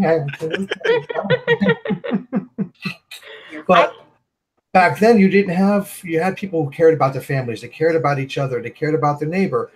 How many of you can say you know your fucking neighbors? I don't know mine, except to know that some of the neighbors that I have, I don't particularly care for. I just know the guy across from the hall smokes a lot of weed because the hall stinks always. But yeah, and that's another thing too, is my family, they haven't been supportive with my illness at all, even though my mom went with me to the geneticist appointment where he said, all right, it looks like you have a textbook severe case of Ehlers-Danlos syndrome. And, you know, I suggest that you go to a therapist that's knowledgeable about this, that does grief counseling over chronic illness. And I said, you know, like, kind of what? But my mom was there through all of that, and she still didn't really take it seriously. And part of it is that Alabama mentality, and Jag can probably tell you some about this, that, you know, even if you're shot, you should just go on like nothing ever happened. Like, you should never show any type of, I don't know, pain or any type of weakness. Yeah, weakness is a good word to use. Even if you're sick, like, you're supposed to just work your ass off. And if you have a moment to think or be happy, you're doing it wrong. And my parents very much kind of have that ideal. And I don't necessarily agree with it. I think that work is important. But if you're physically ill, you're fucking physically ill. I don't think that's just attributable to Alabama. My oldest daughter was born in Fort Payne, Alabama. We spent a lot of years in Orange Beach, Gulf Shores, Foley. Her formative years were spent in Alabama. I think that's generational. Because when I first got sick, I was working 2 jobs and taking chemo. And radiation for the first 8 months that I was sick, until my body just said, fuck you, I can't keep doing that. I'd go work. I was doing construction during the day, I would do my night job. I was working for a movie gallery. I know if you're from Alabama, you've seen a movie gallery. I was a manager for a movie gallery. I'd be puking in the trash can while putting shit away and then go take my treatment for 4 hours after I got off of work, my second job. And that's just because that's generational. It's ingrained in your head. You gotta produce. You gotta be. Yeah, right. Yeah, I know they went to belly up. Same with fucking Blockbuster. That was quite funny, actually. They had the best video game selection too. Yeah, it's kind of sad. We're kind of that fucking Ghost Recon from there, the old school PlayStation 2. But yeah, I would work. I mean, when I was, I don't know, 18, I was unloading trucks. You know, I mean, there's a weird thing where when you're young, before it starts to suck, you're actually stronger than you really should be, because my muscles are pretty much all that hold my joints in place. So the average thing, like just walking casually or walking upstairs or anything like that, lifting anything, they do more work than the average person's muscles do in that situation. It's actually a little more of a workout. And so I was unusually strong, especially for a woman, in my first probably 20 years of life. And then things start to fall apart when you hit your adulthood, because your joints have ground themselves down. There's exposed nerves that hurt pretty bad. And things are starting to come out of place more when they shouldn't. Not to mention, you take a bump, you fall, you break something, you know, shit never heals right. Yeah, you know, that's another. Yeah, that is calcium deposits and scar tissue and all that good shit. So I feel you. Yeah, and there's actually a thing, because this is a connective tissue disorder, that it doesn't. We're not even supposed to go under the knife for surgery, because we don't heal well. Our tissues just do not heal, and we scar very easily. So it's kind of a nothing you can do. Like, the first person I saw with my illness, or not with the problems that I was having, was an orthopedic surgeon. And he said, well, there's nothing I can do for you, because we're not supposed to touch you guys. We're supposed to leave you alone. Where did Jed go? I just saw him disappear. Uh-oh. Let me check. Yeah, we lost him. Is he okay? He's a very tall guy, so maybe he fell on his computer. No, you guys are the ones that started the stream, correct? Yeah. There's a little thing that, if you don't know it, okay, you guys started the stream. So if you guys say should happen to drop out and you don't come back for 5 minutes, the stream ends. Okay. So just letting you know going forward. Okay. Something like that happens. Am I back? Am I live? Yep. Yes, you're live. Aliens, let me go. Okay. yeah, we're the ones who started it. All right, so it's kind of like a group call. That's what it sounds like. Yeah, it is. Okay, or like a group telephone call. All right. Okay, so that's a good thing to know. But our internet it's usually pretty well behaved, but sometimes it'll drop off. So that's something we need to be concerned with. I was doing a show the other night. We had 2.5 hours in. I had about 50 people watching, all for the entire show. I'm in the middle of a sentence, and fucking internet goes out. I'm like, what the fuck? Like, I can't get back on. So I'm texting everybody that I got their numbers that are on the panel, going, sorry guys, it's not letting me back on. It's not coming back up. The show just died at 2 hours and 33 minutes. I was like, motherfucker. And I was trying to go for 8 hours. And so the stream died, and then I was annoyed. I was like, yeah, I'm not going back on. I'm going to bed. Fuck this. Because I was... Okay. I'm back. What happened? I don't know. You jinxed it. Yeah, I jinxed it. We disappeared. Okay, we're back. I'm sorry. What were you saying? Oh, I was saying the other night I did a 2.5 hour stream. I was going for 8. So what you just had happen to you happened to me in mid-sentence. And I never had that problem, and I couldn't get back on in the 5 minutes, so the fucking stream died after 5 minutes. Now, the caveat is you have live stream, and then you have private stream. So when you're not live, like when you shut it down for the live, when you stop broadcasting, you'll go what they call private, which means that the three of us will still be sitting here bullshitting. Now, if you bounce out of that, that'll stay up forever. Huh. As long as you got people in the chat talking in the private, it'll stay up forever. Yeah. Just giving you some hangout tips, because I didn't know that when I first started either. Yeah. I woke up one morning to people still in my chat going, the fuck are you even here? No. You can be our live stream sensei. We have our own Master Splinter. Yeah, our own Master Splinter. We're the Teenage Ninja Turtles. That's okay, as long as I can be the rat. I don't want to be a shellback. It's okay. I'm good. I don't worry. You'll be the rat from the 2012 series, the badass one that was like Bruce Lee. Yeah, my 6-year-old watches. My 6-year-old loves Teenage Mutant Ninja Turtles to the point that we bought her a tortoise for her 16th birthday. Oh, I feel sorry for y'all because of the new show that's going to come out. Oh, I don't feel sorry for me. She has her own TV. I feel sorry for her. Watch TV. You ever see? You ever imagine what you get if you mix Teenage Mutant Ninja Turtles with some bullshit like Steven Universe? That's the new show that's coming up. Oh my God! Yeah, and that's what they also like Rick and Morty. My kids like Rick and Morty. Okay, we had just had a conversation in regards to the pay wage gap with our 14-year-old, trying to explain to her why third wave feminism is not a great thing, and she wasn't quite getting it. So then Tracy, that's my wife, and I broke it down. Like, they say it's said that there's a 23%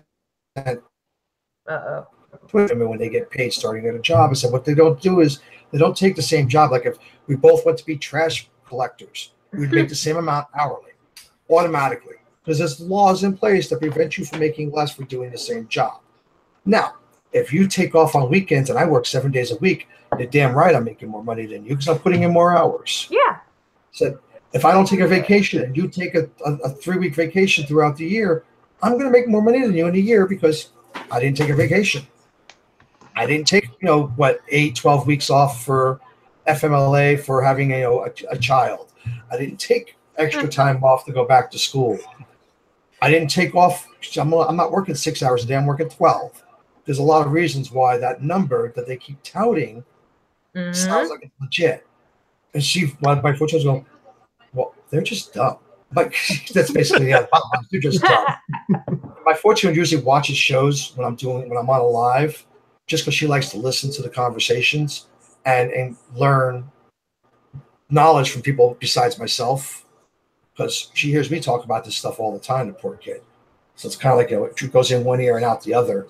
My mother and I'll get into a conversation. It'll go on for 2 hours. Y'all still talking about that? Yep.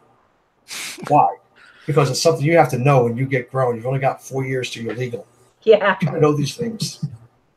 That's a good question. Is there even anything good on TV anymore?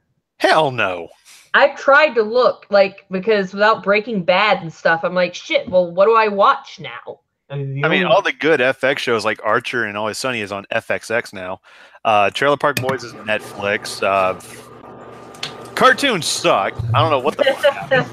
We got Toonami, but then again, if you have Hulu or Funimation or anything like that, you can get your anime, pretty quick. Yeah. Or just be like me and just steal every single program you want to watch. That's what I do. That's what we do. Me too. But we also don't have TV. We watch Hulu, we watch Sling, we watch Netflix. So we get most of our TV from there. I'll tell you a good show, and it sounds kind of stupid. There's a show called Once Upon a Time.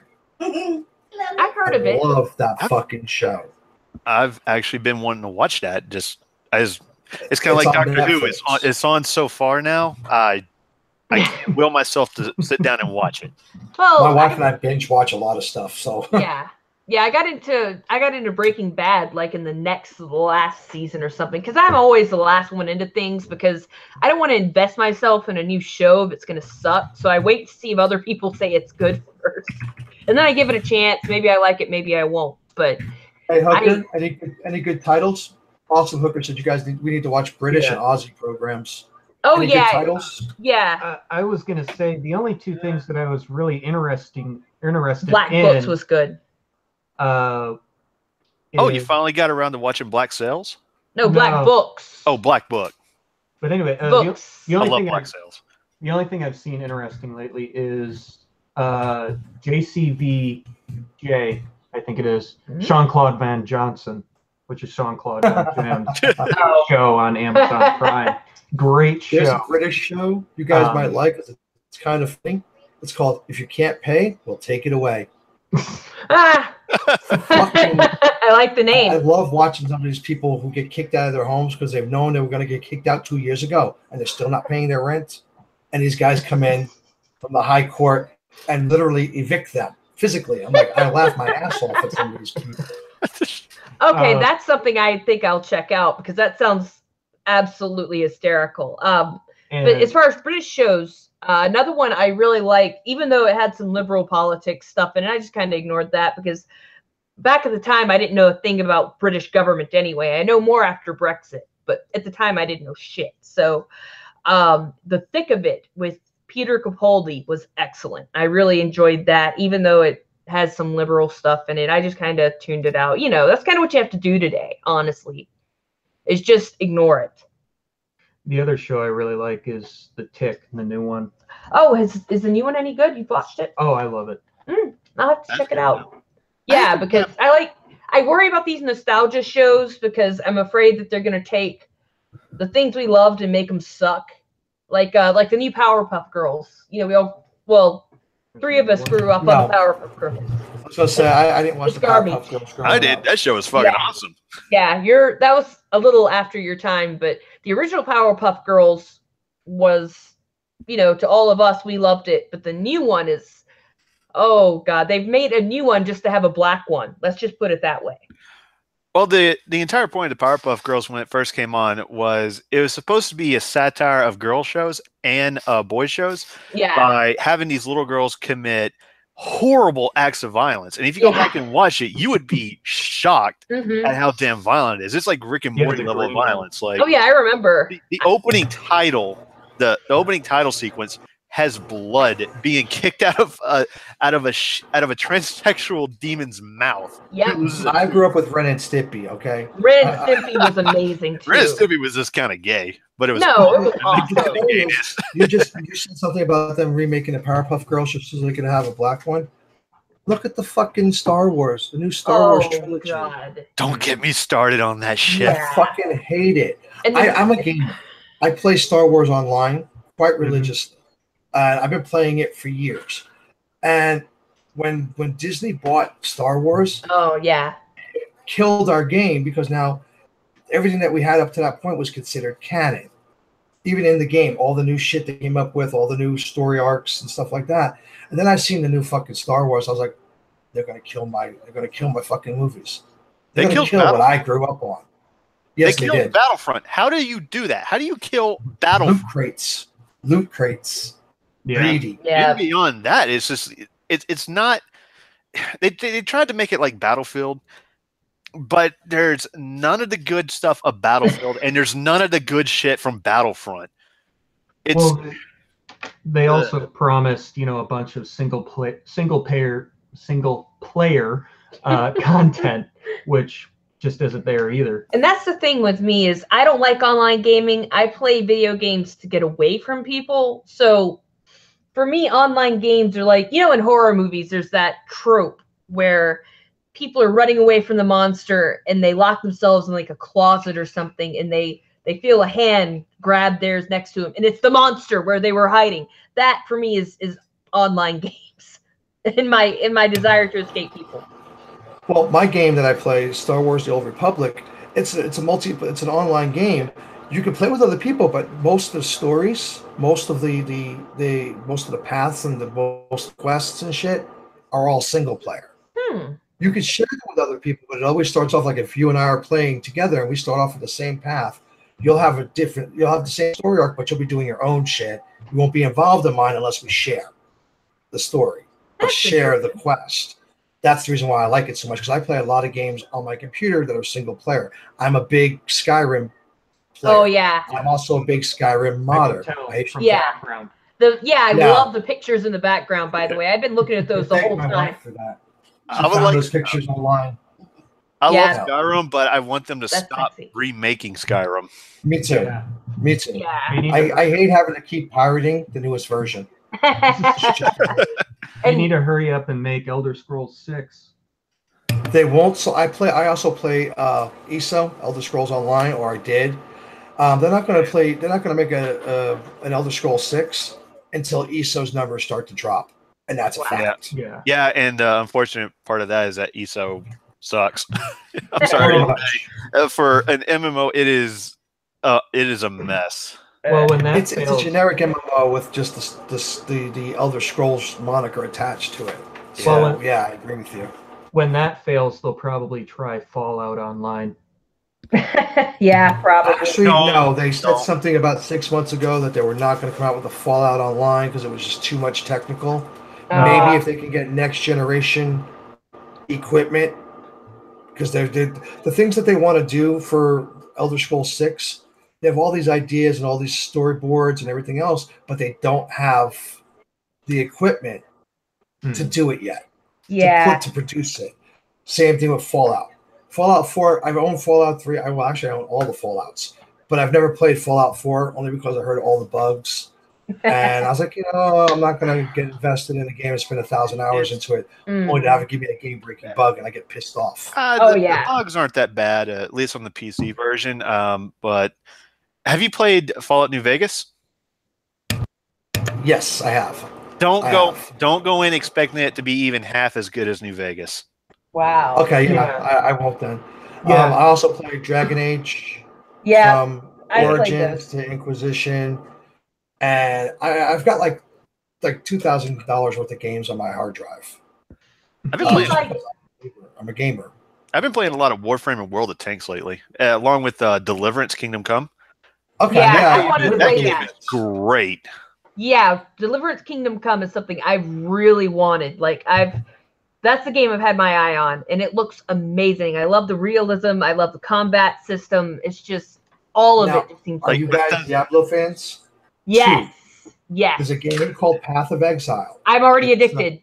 Yes. Path of Exile. I love Path of Exile. Me too. Me too. Since I was in its beta. Oh, me too. Me too. To play beta. I was like, for the gamer I am. I was actually planning on mentioning that. Yeah, that's been one of my favorite games for a while. I haven't played it in a bit though because they pissed me off really bad. They changed the skill tree a lot. Well, I had a character that was doing 9 hits a second. 9 hits per second. And they nerfed the ability so that he does almost no damage per hit. And I was so mad. I just threw my hand. I wanted to throw the proverbial ball over the fence so the other kids couldn't play. I was just so mad. What irked me was, you have all this socketable equipment. I have all these gems that are maxed out because they raised the fucking level cap. Mm-hmm. They had to downgrade all the fucking gems. So now I've got gems that I can't even use that I've been using for 3 years now. Because now I don't meet the level requirement to use the fucking gem in my sword. I'm like, you motherfuckers. Oh. I always have a big issue with games that will nerf something. Yeah. Like League of Legends is really bad at this, but World of Tanks did it to a couple things where it is obvious they nerfed this feature or this player, this character, whatever. No, unless it's game breaking, it just doesn't gel with the game. Don't nerf it. Tell the players to get good or go home. No, but there's some games. I'm from the Halo days. So when someone's kicking our ass, we just got dirty. Well, but there are some people, myself included, I don't play games like Halo or Call of Duty because I have an eyesight problem. So by the time it takes me to shoot you in the chest, you've already fucking headshotted me 5 times from a non-nerfed weapon that I can't possibly get because I can't get that good. But there's a game called Neverwinter Nights. Oh, yes. In the early 90s. Hell yes. I used to write mods for that game too. But we would play it and it would come in and you'd have certain class combinations that they decimated everybody. You couldn't beat them no matter what you did unless you became one. So you had everybody being some sort of fire mage, thief, hide in plain sight assassin. This fucking feature, so the game became boring to play. So you had all these 20 other classes you couldn't really use unless you were just there to role play, and do PVE as opposed to PvP. And I like PvP, especially when it comes to swinging swords, axes, and big ass hammers. Oh yeah, I like crushing people's skulls. But you couldn't do that until they tweaked and nerfed it because when they made the games, they didn't take into consideration. People would jump on one, I'm a min-maxer, so I have to make sure that I have the min-max on every ability that I've got so I can be competitive. Yep. But not everybody's like that. Not everybody can do that. So they had to make sure that their money, which comes 90% from the casual gamer, the casual gamer is hooked. So look at WoW, for instance. Yeah. Oh, yeah. WoW, casual gamers now. Yeah, so, how have they gotten away with those graphics for this long is what I want to know. Have they done a graphical upgrade yet? That's a big negative. Nothing big. They weren't that great when it came out, and now they're just, like, you look at the trees and you got the sprites, you know, that crisscross each other for the leaves. It's just embarrassing. And I got tired, too, of, like, all of the go fetch this quests where, like, you had to kill 8 of these tigers and get their hearts, but not all of them have hearts for God knows what reason. And mind you, I didn't mind the fetch quests if they were close, but then you had to go like fucking another land to fucking do, get 5 of these beast heads. Well, there's not a fucking beast head to be had in probably 200 miles. Why do you need this game-wise. one? So you go, right? Exactly. How the fuck do you even know about this when you're living here? You ain't left your fucking shack in 1,000 years. How the fuck do you even know this thing exists? I played WoW for about 2 weeks. They don't have fetch quest is always going to be a good fetch quest is always going to be a type of quest that you do on your way to or from a bigger quest. So it actually goes with the flow of the story. When you do it like we have to make this magic potion, so blah blah blah, and then you're going all over the damn continent, back and forth to places and sometimes you just wait and you just do like a fast travel shit just to get it over and done with. Yeah. That's just disrupting the flow of the game. You have to make it go with the narrative. Mm-hmm. That was my problem with Skyrim. When you do the Thieves Guild quests, the special fucking quests, the break-ins, this, that, and the other, you may not even have been to that fucking city that they want you to go to. Now you got to run all the way to fucking across the other side of the map, and you're like, son of a bitch, is it really worth it? Thank God for console commands. Yeah. Now I'm just like, fuck you, fuck you, fuck you. I'm not doing this. Yeah, I do. I play a lot of Crusader Kings too. Have you ever heard of that one? Yes, ma'am, I have. I play the Game of Thrones mod because I am personally a big fan of the A Song of Ice and Fire books. Not so much the show, but the books I adore. Yeah, the books I adore. I do too. Yeah. And so I was kind of mad when they confirmed R+L=J on the show. I mean, I knew it was coming, but I still wanted the suspense to be there for the books, so the reveal would just be, like, amazing. Like, I can understand why it's taking Germ a long time, because after that, where's your motivation to really bring out these big reveals if they're making some of them for you, especially that big one that I think the kind of whole story hinges on. No, what happened is he dropped his keyboard, and he was too fat to pick it up. Or it could be like Walking Dead. Okay, I'm an avid Walking Dead fan. I've read all the comics, and a lot of the shit that they changed in the show and the comics can't diverge any more than they have with certain people that they've killed and certain storylines that don't make any sense because that's not what happened in the comic. But they didn't want it to spoil it along with the comic. They wanted to add human element to it, and I was just like. I look at The Walking Dead, I'm going, I really don't want to watch it now. After some of the people they've killed, that I look at the comic book and go, well, they're still here. What the fuck? It's just I don't like it when they do a book series and then they try to make a movie or show about it and they don't follow the canon. Because then which one do you follow? Which one's the canon? The first 3 seasons of Game of Thrones were pretty good, but then after the 3rd season, it just fell off. Well, they divided that 3rd book into 2, and then the pacing just really got screwed over, and it kind of recovers there in season 5. But on The Walking Dead, I was big into it during the 1st season and some of the 2nd season, but by the end of the 2nd season, I was just getting irritated with it because it was clear they were spinning their wheels. I never read the comics. I couldn't care to.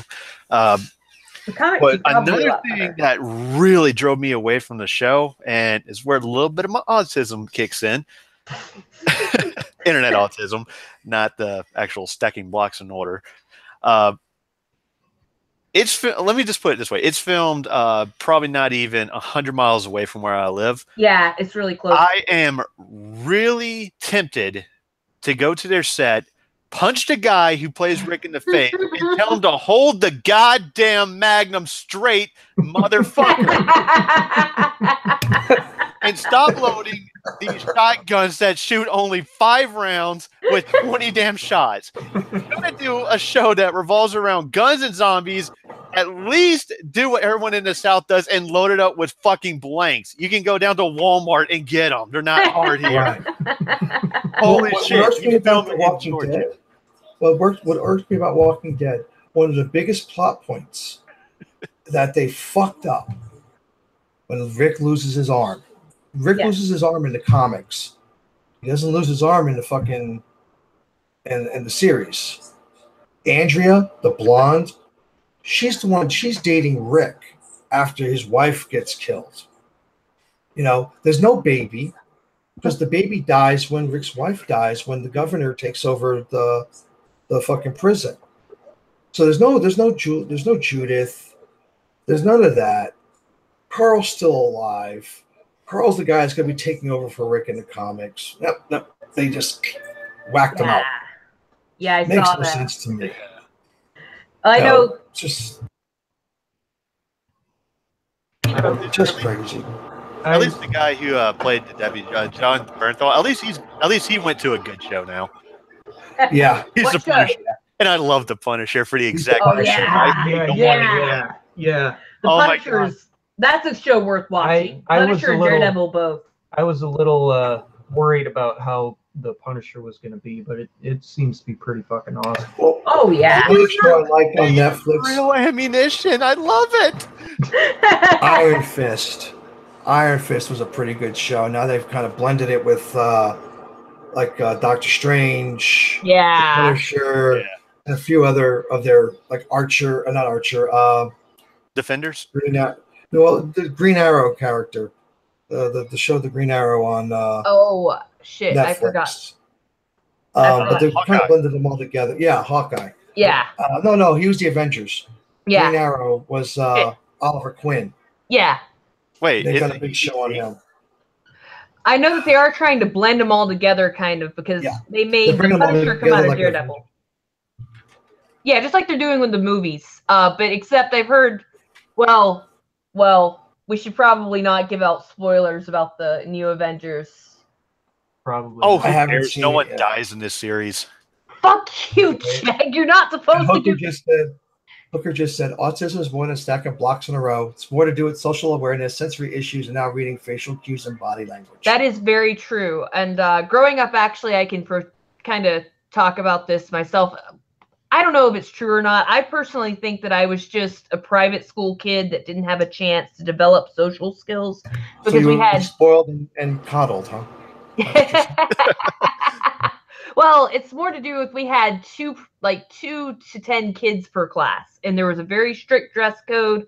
There was a very strict regulation on what we could say to each other, what we could bring to school, what interests we could talk about, and there were few enough kids that they could enforce this. So when I did finally end up in public schools, I had no idea how the social stratum works. To put it one way, I had no idea how popularity works. I had no idea about sexual attraction and that I was even supposed to be pretty as a girl. I was always a tomboy. And all of that ended up being hugely to my detriment socially. And I also couldn't tell if somebody was joking when I was young. I took everything very seriously and very literally. And one shrink did say, well, it looks like she might have Asperger's syndrome. But then another one said, no, I think she just suffers from a high IQ is how they put it. But I don't really think it's either of those. I think it's just the background I come from that I didn't get that early socialization with kids my age that I should have gotten. And I didn't understand them. I think it's autism. I think you're autism. I think it's just spoiled and coddled and living in a bubble. But it's okay. We have kids like that now. Sorry. I got out of it. Which is what counts. I managed to escape it. So that's what counts. You grew out of your butt burgers? Yeah. Like, and what Oh, what he says is somewhat true. My grandmother was wealthy off real estate, and so yeah, I was kind of a spoiled rich kid for a while. I'm not gonna lie about that. But when she died, and all the money was split and fought over, and it was a big mess. Pretty much we ended up being poor, especially once my parents divorced shortly after that, and the only income we had was my mom's income and whatever she could steal from child support. And so, yeah, I very quickly had to learn about the real world, and I'm glad I did. At the time it was hard, but no, I'm glad I did, and I'm glad that I was able to develop personally into what I am today.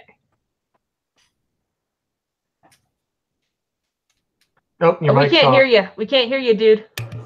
I said I grew up in Brooklyn. We grew up poor, and the funny thing was where we grew up.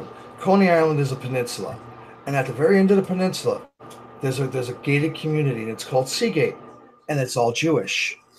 And on the other side of the gate, it's all projects ghetto, and it's all black and Hispanic. I'm the only Irish Italian Catholic that was in the entire area, besides my brother and my sister. So we grew up dirt poor and getting our asses kicked on either side of the fence when we go into school and go home from school. Shit. Yeah. Ove. Ove. Yeah, exactly. Yeah, Ove. Yeah. Guess you weren't a very good guy. They putting the Irishman down, man. Right, they're holding the Irishman down. Yeah. That leads me to the first actual slaves that were in this country. Mm-hmm. Mm-hmm. And the worst show. Well, I did a show when I first started doing.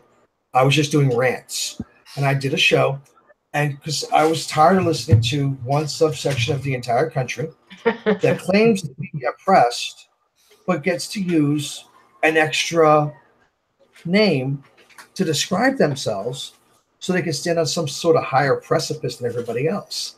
Mm-hmm. And somebody said, well, you're racist because I call that African Americans. It's like, you know what? I'm Irish and Italian, but I'm an American. I was born here. I wasn't born in Italy. I wasn't born in Ireland. So I can't claim to come from there. I said, they can't claim to come from Africa either because, you know what? Most of them have never been to Africa, wouldn't know what the fuck to do if they were being chased by a lion. Most Afrikaners don't want to fucking claim that our Black Americans ever came from Africa because they wouldn't know what the fuck to do if they were there. So I got into this big, long diatribe, and I used to have my avatar for YouTube has changed because a friend of mine, a Canadian friend of mine, he made me my banner and he made me my avatar, but my original avatar used to be my wife and I together because I used to love. I get called racist, homophobic, Islamophobic, xenophobic, assholeophobic religiously on a daily basis. So when somebody on YouTube would call me a racist, I'm like, really? I said, check out my avatar. I said, how the fuck can I be racist? I'm married to a Filipino. I didn't know my first wife was Cherokee Indian. That's cool. None of my kids are white. They're all an offshoot of white. But it's just people this all goes back down to the leftist mentality. Everything that they say to you to try and shame you. My theory is everybody in the real world kind of calls me Patch. It's like you'll see in a side channel, what's up, Patch? They're talking to me. Yeah. Because it's just a lot easier than the men who refuse to die. There's a lot to say when you're trying to say hello to somebody. But in the real world, people call me Patch. Yeah. But you can't shame people like me because what can you do to me? I'm married to a Filipino who's a very good cook, by the way. I think that technically just makes you a colonizer.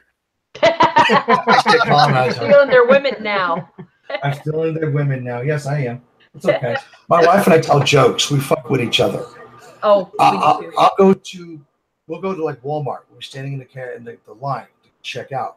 And I'll usually be the guy in front of her because now she's paying for the stuff while I'm putting it back in the cart. And I'll look at the cashier. I'll go, you got to watch her. And I'll point to my wife. Go, she's mean. And the lady will look at my wife and look at me. She doesn't look mean to me. She doesn't look mean to me. I'm like, before I met her, I had two good eyes. She fucked this one out. And then my wife will look at me and go, I told you I'd let you keep the other fucking eye if you shut your fucking mouth. And I'll look at her and go, but babe, I said, keep talking shit. I'm going to send you back to the Philippines in a box with no holes in it. I get another mail order bride. Now, this lady behind the register doesn't know that we're kidding. We're just giving each other shit. She thinks we're having a fight. And then my wife will look at me and go, oh, so you're going to get the blonde Russian next time? I'm like, yep. At least she'll have holes in the box when I get her over here. Okay. That is great. Yeah, I told a guy the other day, we were at the mall. I told the guy the other day she was giving me shit. And I changed the joke. I said, yeah, I found her on Craigslist.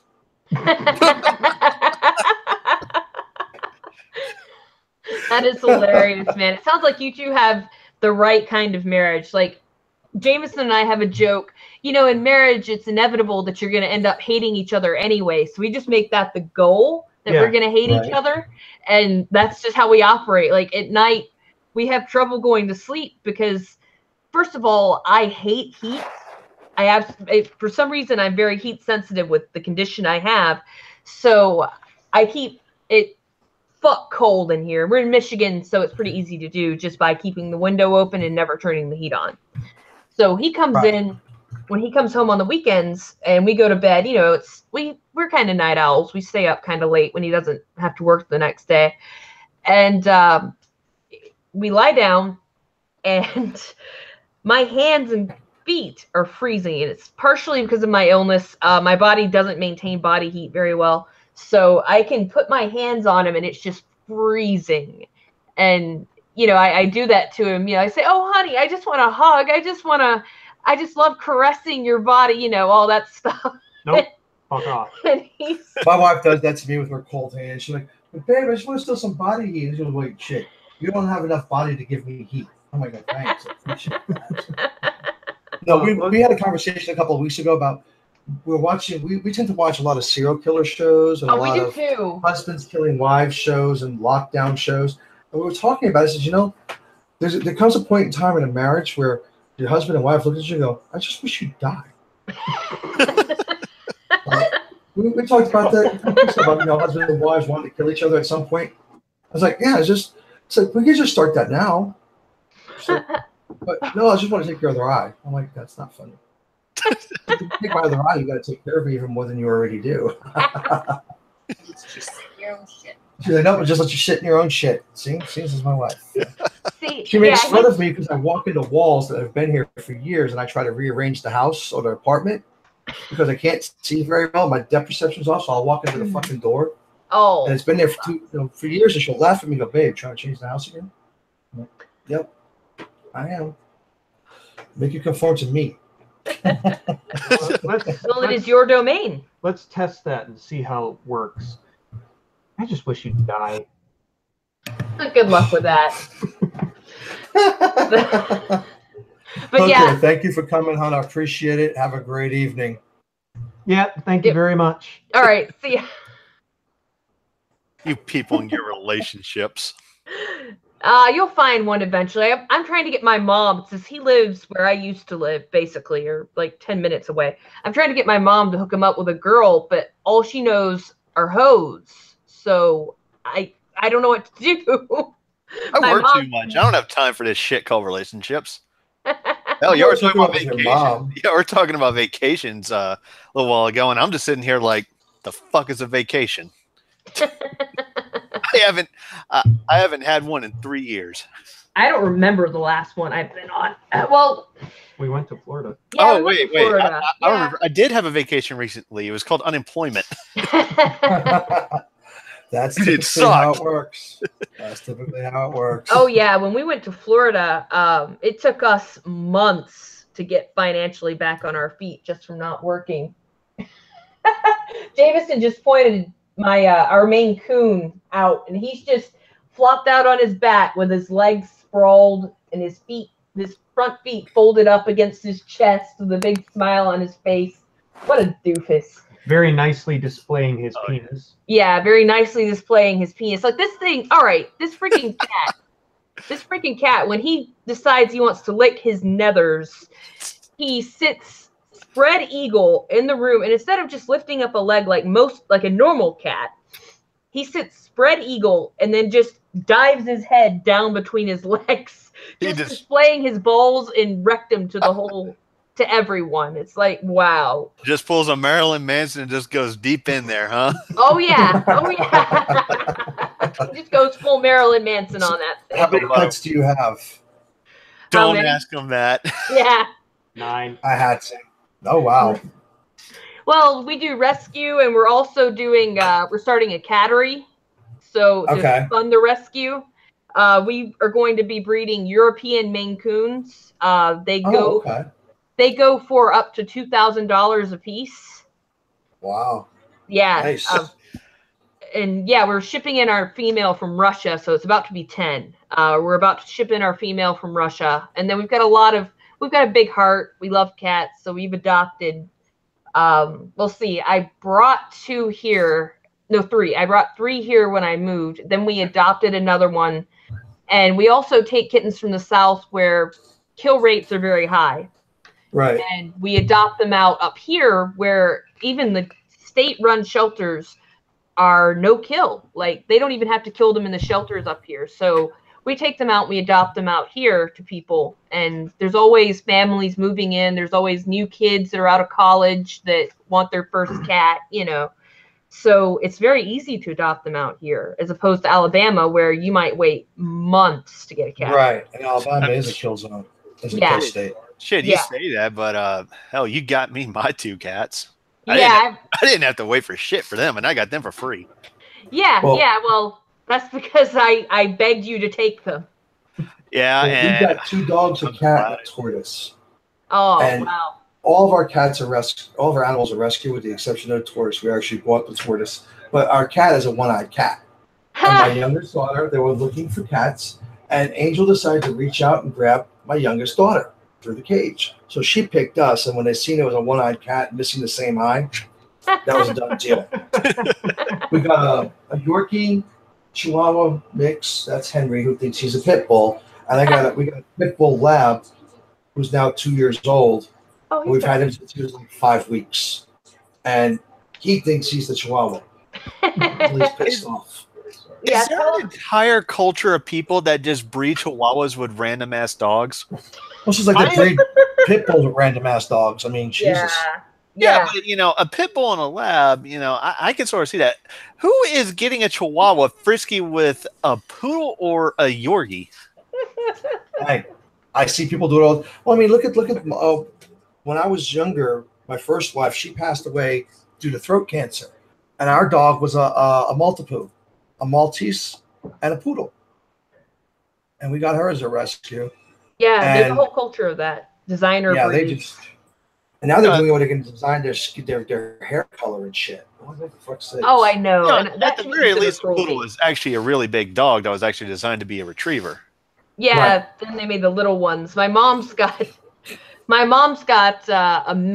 black male. We think he's a poodle. He might be a Schnauzer poo, which is a Schnauzer mixed with a poodle, but we think he might just be a pure poodle. She thought he was dead when she was driving down the road. She didn't run over him, but she kind of drove around him, and then she saw him lift his head up. She realized, oh, he's alive.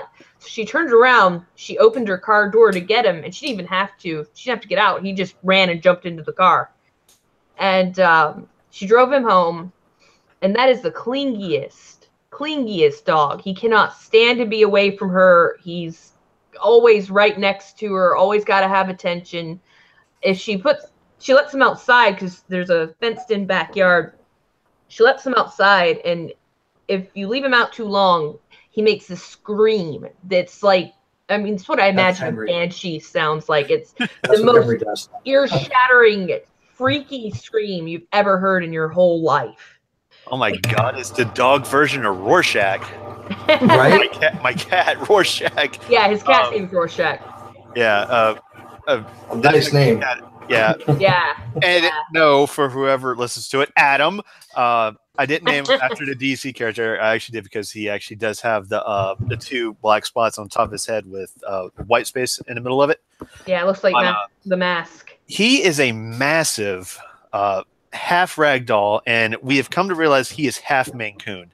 We didn't even know it, but I just started noticing it, and I'm pretty sure he is half Maine Coon. He is the size of a bobcat, and he was born back in August. Yeah, and he meows like a coyote pup howls. I haven't been able to record it, but but when he's left alone or if he wants attention, he will meow, and it sounds like a wolf puppy howl. Wow. I mean, yeah, that's. When Tino wants attention, my lab pit, he's a mommy and daddy dog. Oh. But he's a daddy dog 90% of the time when we're in the bedroom because he's always constantly wanting my attention. So when I'm on the computer, he'll usually be sitting right next to me, grabbing me with his paw. He's got these big old damn paws, so if you feel a paw reach around grab your shoulder, and he pulls you. Well, he likes to play. And the way he plays is he doesn't like to bite my hands unless they're covered by the blanket. Now, he started this game, That's not good. me. Ever since he was a puppy, now that he's gotten bigger, he'll grab the blanket and throw them over me when he wants to play so he can attack my hands and jump on me. That's adorable. But Yeah. he's so protective. Nobody comes in the house if you don't live here. He doesn't like outsiders. And when the kids are downstairs in the living room watching TV and all the lights are off, and usually we're like laying in bed watching something on Hulu, he's laying at the foot of the bed, laying on Tracy's legs. Now he lays on me. She's got to lay with Mama. Period. Oh. And when the kids go up the stairs, you'll hear them. He's like, doesn't remember that they're downstairs. He'll get up, fucking hackles all up, ready to go after them. We're like, yo, you guys got to fucking, announce yourselves before you come to the stairs. Now he thinks you guys are in the room. And he's a scary dog. I didn't realize how scary he was. He's got a hackle that doesn't stop at his neck. It goes up right between his eyes, too. So it looks like he's got this fucked up mohawk from the brow of his eyes all the way down to his tail. I'm like, holy shit, the first time I seen that, he was going after my little dog. I thought he was killing him. And what he does with Henry is when Henry pisses him off, he'll get bowed up and growl and do the whole pit bull thing, take his paw and lay it on top of Henry's head and push him to the ground and hold him there while he's growling and barking at him. We had a Shut the boxer. fuck up. You're gonna get I've never seen that done before. Till him. Yeah. The boxer that I grew up with did that. We had cats in the house. I get this from my parents. They've always had a bunch of cats inside too. But so they would let, like, whenever a cat would try to get out, the dog knew that they weren't supposed to get out somehow, and he would do that. He would take his paw and just smash them to the ground at the door so they couldn't get out. He's a rat too. He likes to tell on the other two. Like if the cat is doing something she shouldn't be doing, Dino will go after her. And they were like yelling at Dino to knock it off, quit being mean to the cat. And we realized she's trying to be stupid and do shit she's not supposed to do. Or when Henry's trying to get in like my trash can. And Dino's like, no, you're not supposed to be there. That's Daddy's. Get out of there. And they'll go after Henry. And we're like yelling at Henry going, Dino goes, stop beating the shit out of Henry. And realize Henry's trying to take shit because Henry likes to pull water bottles out from my trash can and take them onto the bed. Because some of the toys now are made with recycled water bottles or the chew toys. Yeah. Like the big foxes and shit, they're crinkly noises. And that's what Henry likes. So he takes the water bottle and goes under the bed and plays with it. I'm like, little asshole. I keep wondering where shit's going when I find that's under the bed. But Jamie's been making whips lately, and we found out that our black cat, we have two black cats, but our solid black cat. Abigail. Yeah, named Abigail. After the second King Diamond album. Yep. Yes. I loved King Diamond growing up. Me too. I've actually been to Denmark, and they still praise him there. Like that's the thing that they are the most proud of as a country, at least the people I hung out with. But yeah, this cat will go and he uses paracord to make the whips. So I use paracord and I have to pull out the inner strands. Yeah. Okay. So the inner strands are all in the trash can, and she'll jump into the trash can, grab those inner strands and run around with them, and then just drop them and leave them. Yeah. Now, we don't know why Jameson likes to make whips, and we have decided it's none of our business. I don't want to know. It's got nothing to do with me. Trust me. I've had enough pain. I've had enough pain, and I do not want any further pain. It's very true. Nothing to do with her. It's all on me. Oh, so you want her to? Never mind. That's the whole level. Are you like one of those old Catholic monks during like the Black Plague where you go around and your back? Self-flagellation? Self-flagellation? Yeah. Does that get you off, Jameson? Inquiring minds want to know. You guys are a fucking trip, I'll tell you what. We definitely have to do this shit more often. Hell yeah. I'm glad you introduced me to these gentlemen. All right, we're back. We're back.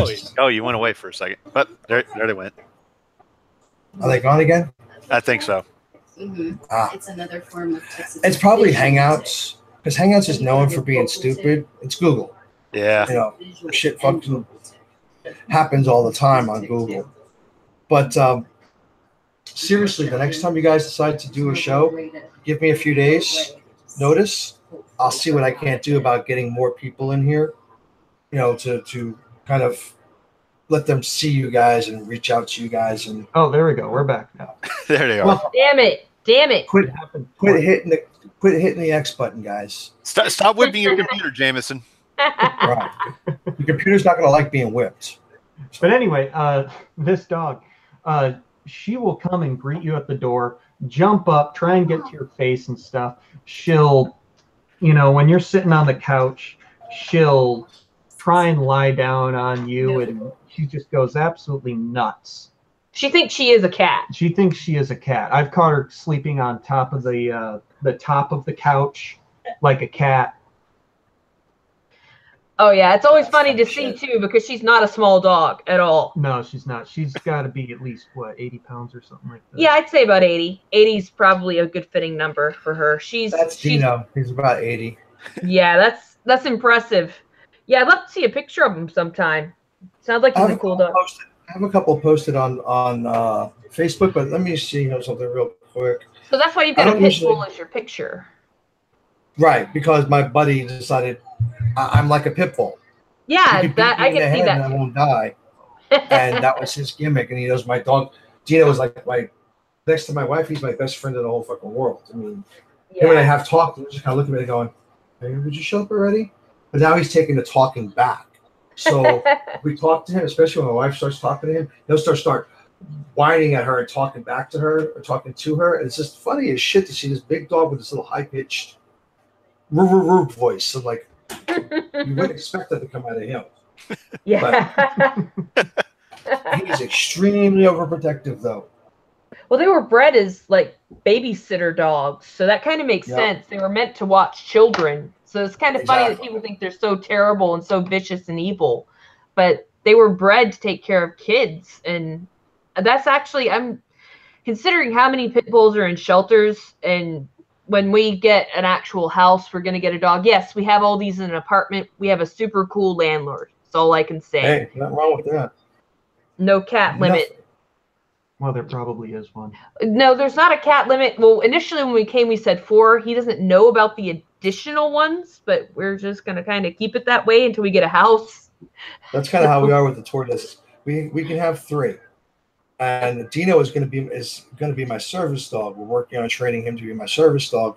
I also have a 6-year-old whose eyesight's not very good, so figure he could do double duty. But we got the tortoise, and yeah, seeing eye tortoise, right? Our daughter named her Chompy. But hold on, here is my Dino. If you can see him in the picture, that's Dino. He looks kind of like Pearl. It's the same color as Pearl. No, Pearl's black. No, she's brindle like that. It's just darker, I think, just a darker brindle. But yeah, if you look, there is some brindledness to her fur. Yeah, he's a red-nosed pit and lab mix. Gorgeous. I'm looking for a picture of the little dog. Oh wait, here's a better picture. Farting cat we call stupid will not stop bothering me. We call him stupid because when he was younger, he used to run into walls. That's Dino. Full frontal face. Oh, that's Dino. Yeah, beautiful dog. Very pretty. And he's a big baby. Big baby. Yeah, I got hope that just jumped into my lap right now. The markings almost remind me of a boxer, but yes, he is a very nice dog. Where'd you get him? Did you get him from a shelter or? My daughters, their dad had a bunch of them, so we rescued him from them because they were outside in the elements. Oh yeah. Him since he was like 5 or 6 weeks old, his eyes were barely open. Oh. His eyes. I forget where we got Henry from. Some lady was giving him away. Yeah, some lady was giving him away, and Tracy seen him like, "Oh, that's my dog." Yeah, they had animals I didn't want. Now there's Henry. That's my little dog, who thinks he's like 10 feet tall and bulletproof. He weighs about 4 pounds, 5 pounds. Wow. She said he is. But yes, we love our. My Maine Those are our Coon. babies. My Maine Coon weighs 3 times that much, and he's just a baby. He's not even grown. Yeah, that big ass Campbell the white lion you got there. Yeah, he's solid white. Bruce Campbell jawline. Holy shit. He's 8 months now? Yeah, he's 8 months and at least 15. At least 15. We haven't. Our scale only goes up to 11, so we can't weigh him any further. It's meant just to weigh kittens. It's a Spinal Tap scale. Okay. Yeah. Want to see a picture of Dino when he was just barely born? Oh yeah, that's sure. Dino. That is Dino. 6 weeks old. That's adorable. Oh, yeah. Yeah, look at those big eyes. My wife does medicinal marijuana, and they come in little tubes, kind of like this. The tube was bigger than he was. Oh, wow. Wow. Holy crap. Jegs. It's just funny shit. Jeg's cat, Rorschach. Jeg wears a size 16 shoe. This is not a small man. Like I said, he wears a size 16 shoe. He can put his foot next to that cat, and the cat is like twice as long as his foot. Jesus. Yeah. Rorschach is massive. And he's about the same age as my Maine Coon, so he's not done growing by a long shot. I honestly, I think I may be underfeeding him. I'm scared I am because he is so massive. Want to see how big my cat is? There's my little dog, and there's my one-eyed cat. She's fucking huge. Okay, you're back. Wow, yeah. Well, that's my one-eyed cat. That's super cool, though. You've got a cat. Like, you could take her out in public, and people would probably get a kick out of it. Like, I have a question, though. Do people ever ask you if you wear the eye patch, like, for fashion? Because I get that with my cane sometimes. I kind of hate it. I hate it when people do that. Look, when are people do that too with this too? This is what I have to wear when I'm walking. Without this, I don't walk. Because when they had to reattach my foot, they didn't find out that the top part of my foot, all the metatarsal bones, the foot grew back crooked. So what they did was they pulled it all the way out, flipped it over, and they did what they call a block break. Like what they would usually do for an arm, they did it for my foot for some strange reason. This was in Alabama. They stuck it between 2 blocks of wood, and they went snap. And when they snapped it, they tore all the ligaments and tendons from the metatarsals. And basically, I've got a lump in the middle of the instep of my foot. So when I step on my foot, it's kind of like a foot drop sideways. But yeah, I get a lot of people who think this is just an affectation. I'm like, no, dude, I don't like walking into walls. Well, that happened. I take pleasure in scaring little children at Walmart. When are people just going to accept that pirates are among us?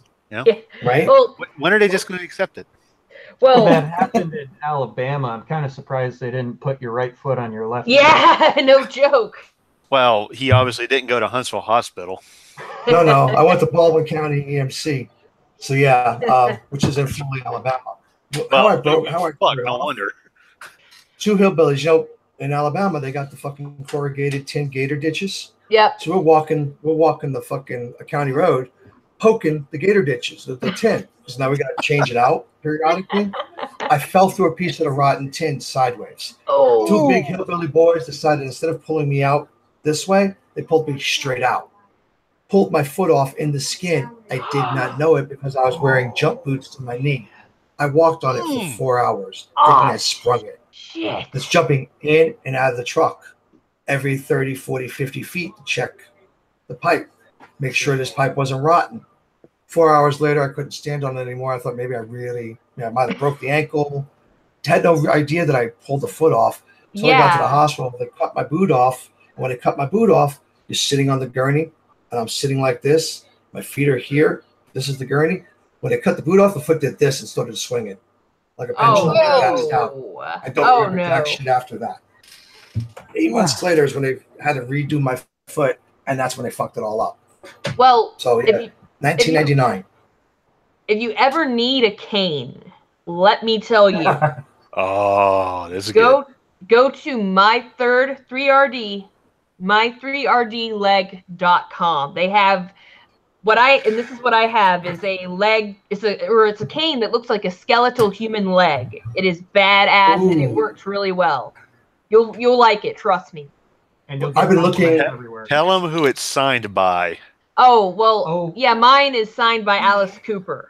And all of Lich King. Well, we've got two of them. One is signed by Alice Cooper. The other one is signed by all of Lich King and Gary Johnson. Yeah, and Gary Johnson. Nice.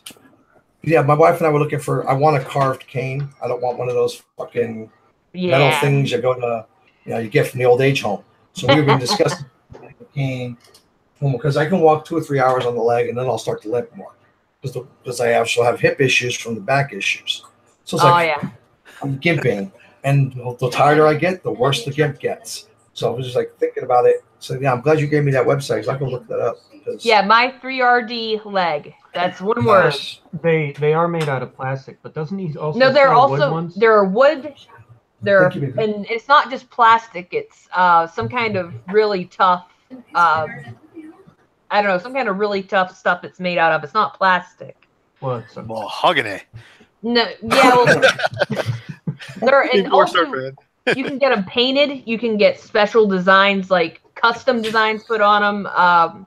There's a lot of stuff he can do, and the cool thing is too, all of it is made in the USA. All the equipment for it, the cane itself is made in the USA. All the machines, he could have bought a cheaper machine from China. He elected not to, and got everything from the USA to make it. So that is awesome.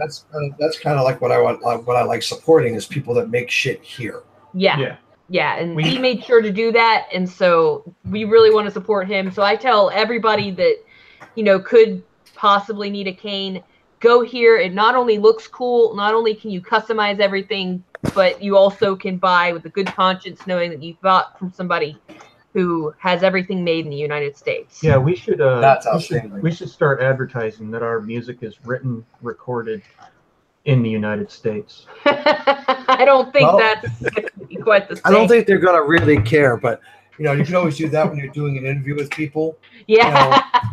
Preach and proselytize on, hey, yeah, we're an American band. We do everything here. We don't outsource anything to some third world shithole that pays their children 10 cents a day to. Yeah, 16 hours a day. No Chinese kid is recording my music. Yeah. That would actually be a step from up. Walmart. Who's the clothing designer from Walmart that had South American children? Martha Stewart. I think it was Martha Stewart. Martha Stewart, Jacqueline Smith. All these people, have their shit outsourced to third world countries where the kids make 10 cents on the dollar a day. They're not even making hourly. They're making on the dollar a day, 10 cents. I'm like, fuck that. Oh, I meant to tell you, to other people, I say that you just look exactly like Big Boss. Yeah. I can see. You just got to learn how to do the voice now. Oh, tell him about. Oh, so my brother, he went to this convention that David Hayter was at, and he got David Hayter to call me as Snake. And, wow. Yeah. We were about to go pick up a pizza and stuff, and I said, "Hey, you want me to pick you up anything?" He said, "Yeah. Do they have frog legs?" No, it wasn't frog. It was, do they have any with frog or on it or something like that? Yeah. Referencing Snake Eater, obviously. And he's like, "Can they give it to you in a really big box?" It was amazing. Nice. The only thing I wish could have happened was that he could have done like a, what is it? When you, like a voicemail. Yeah, there we go. Voicemail message for him. That would have been so cool because I love it when people do that. I could have gotten John St. John, the guy that did Duke Nukem. Yeah. I could have gotten him to do a voicemail. You should have. What's wrong with you? I was really drunk in the elevator. That's what was wrong with me.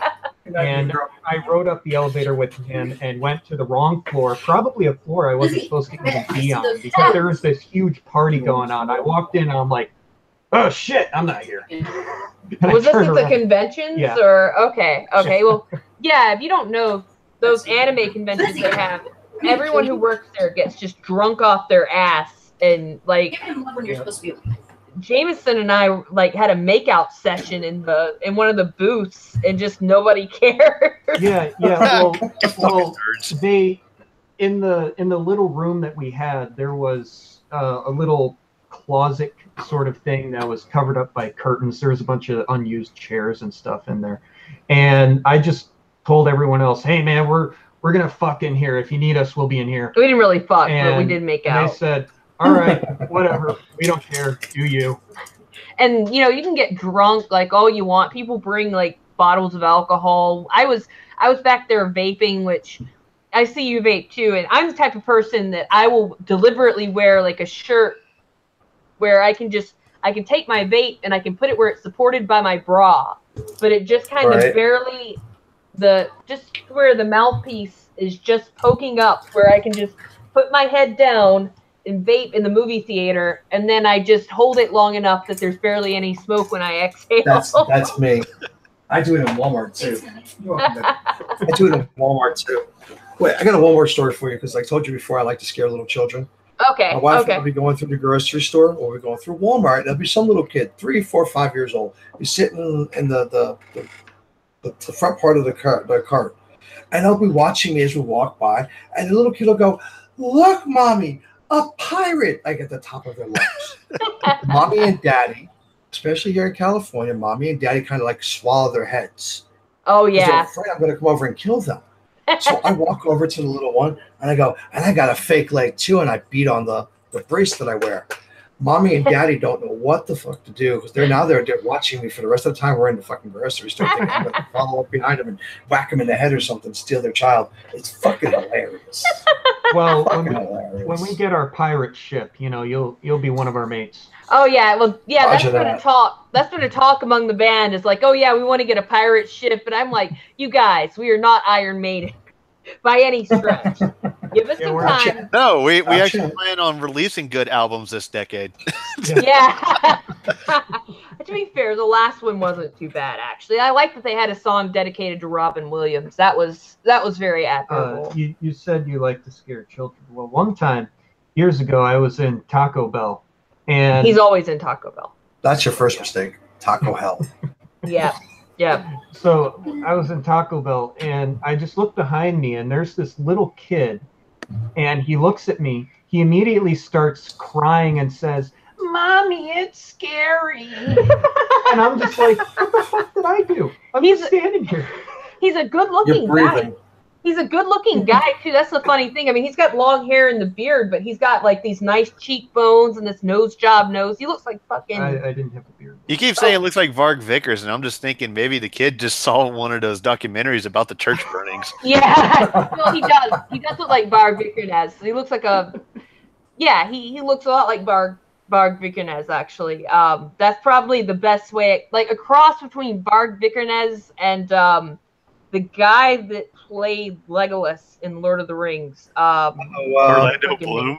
Yeah, and Orlando Bloom. That's Look, probably what I know we joke about, Jameson being a string being, but come on, he isn't that lacking in testosterone. Oh, God. Well, he can't be that lacking if he's growing a beard, dude. Come on. Yeah, and he's a little bit of slack.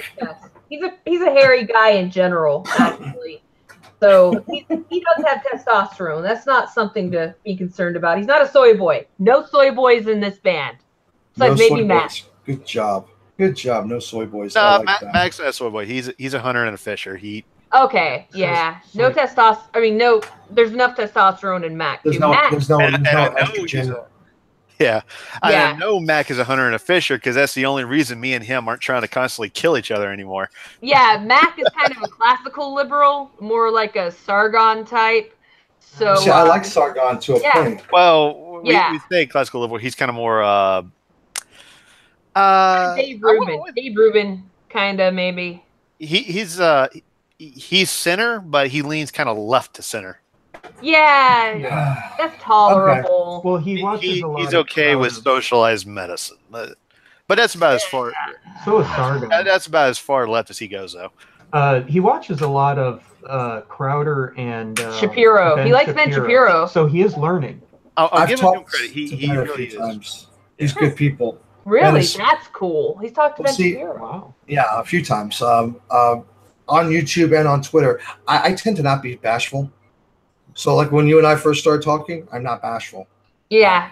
I talk to you. If you don't want to talk to me, that's up to you. But I'm going to say whatever I want. And part of the YouTube thing, I learned from doing promotions from doing promotionals when I was wrestling was you gotta hit the people. You gotta hit the people that have already been doing it. You gotta talk to them.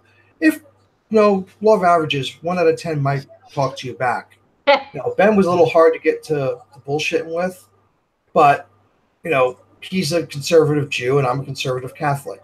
Well, Knowles, who works with him, is a conservative Catholic, so if he can fit in, then yeah, surely you can. Even though they all constantly put Knowles down, it's hilarious. I actually really like Andrew Clavin. I love Andrew Clavin. That's something that you learned from me is just, message these people, and if they don't respond, they don't respond. Yeah, tell them about the bus thing with Overkill. Lich King. Oh, was it Lich King? Yeah. Okay. Well, I thought you just got Lich King to like you by giving them stuff all the time. Well, yeah, that's part of it. With Lich King, they're a thrash band that started up. I don't know, they're a new one. 10 years ago, maybe, or something. 2009, I think. Yeah. Yeah, I suggest you check them out. They do the same old shit you've heard before, just now. And kind of what we're doing too. They said, okay, there's some demand for us to go on tour. We'll do it if you guys buy us a bus. And so I sent them some money, and I wouldn't stop talking to them. And now, I'm pretty good friends with all of them. And yeah, we get into all the shows free. He's played on stage with them, all kinds of stuff. I'm in their music video, their one and only music video. I was a metal douche. One of 3 elitists in the video, and it's very fitting because I am an elitist. Mm-hmm. Oh, the metalhead that doesn't listen to Motorhead is an elitist. The fuck you say? Yeah, I know, right? Yeah, what a tool. Sorry, a thrash metal. And yeah, they'll give me some merch for free, and I've gotten into plenty of. I don't think I've paid for one show yet. That's cool. No, I meant when you did the thing with the bouncers, the security guys, when you played them. Yeah, the music video. No. What? When you told them, I'm with the band. That's what I was talking about. That was Overkill, wasn't it? No. What's that? Oh yeah. Yeah, that was that was Lich King. Sorry. They were having a meet and greet, and that is MEAT. Meet and greet, because they were grilling sausages and out behind hot the venue, dogs behind the venue. Nice. Wait, no, I'm wrong. Well, I kind of did that with Lich King. No, that was with Warbringer. Oh, okay, Warbanger. Sorry. They have this little room in the venue, and I was talking to the drummer, and I just follow him into this room, and one person stops me and says, "Hey, you can't go in here." And I just said, I'm with the band. And he says, "Oh, okay, all right." And I went in, and I'm talking to everyone in there, and one of them just goes, Are you supposed to be in here? No, probably not. You should probably leave." Yeah, maybe. And then I stayed there for about 5 more minutes and left. Well, didn't Bobby Blitz say it was okay, or one of them said it was okay, with Overkill? Yeah, that's what I learned. You do is, if you want to hang out by the band, with the band, you stay by their bus for as long as you can. The bouncer will come out and say, "Hey, you got to leave." Usually he's got shit to do, so he goes and does his shit after he says you got to leave. And you try and stick it out for as long as you can until the band comes out, and you ask, "Hey, can I stay?" And they'll, usually the cool ones will say, "Yeah, why not?" And then when the bouncer comes back, you just say, "Hey man, you said I could stay." I've done this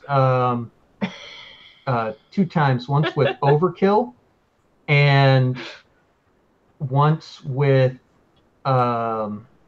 it was Metalocalypse. Oh really? I didn't know you did that with them too. That's fucking bad. Yes. Yeah, that's bad. Yeah, fuck. Metalocalypse. I love Brendan Small's work.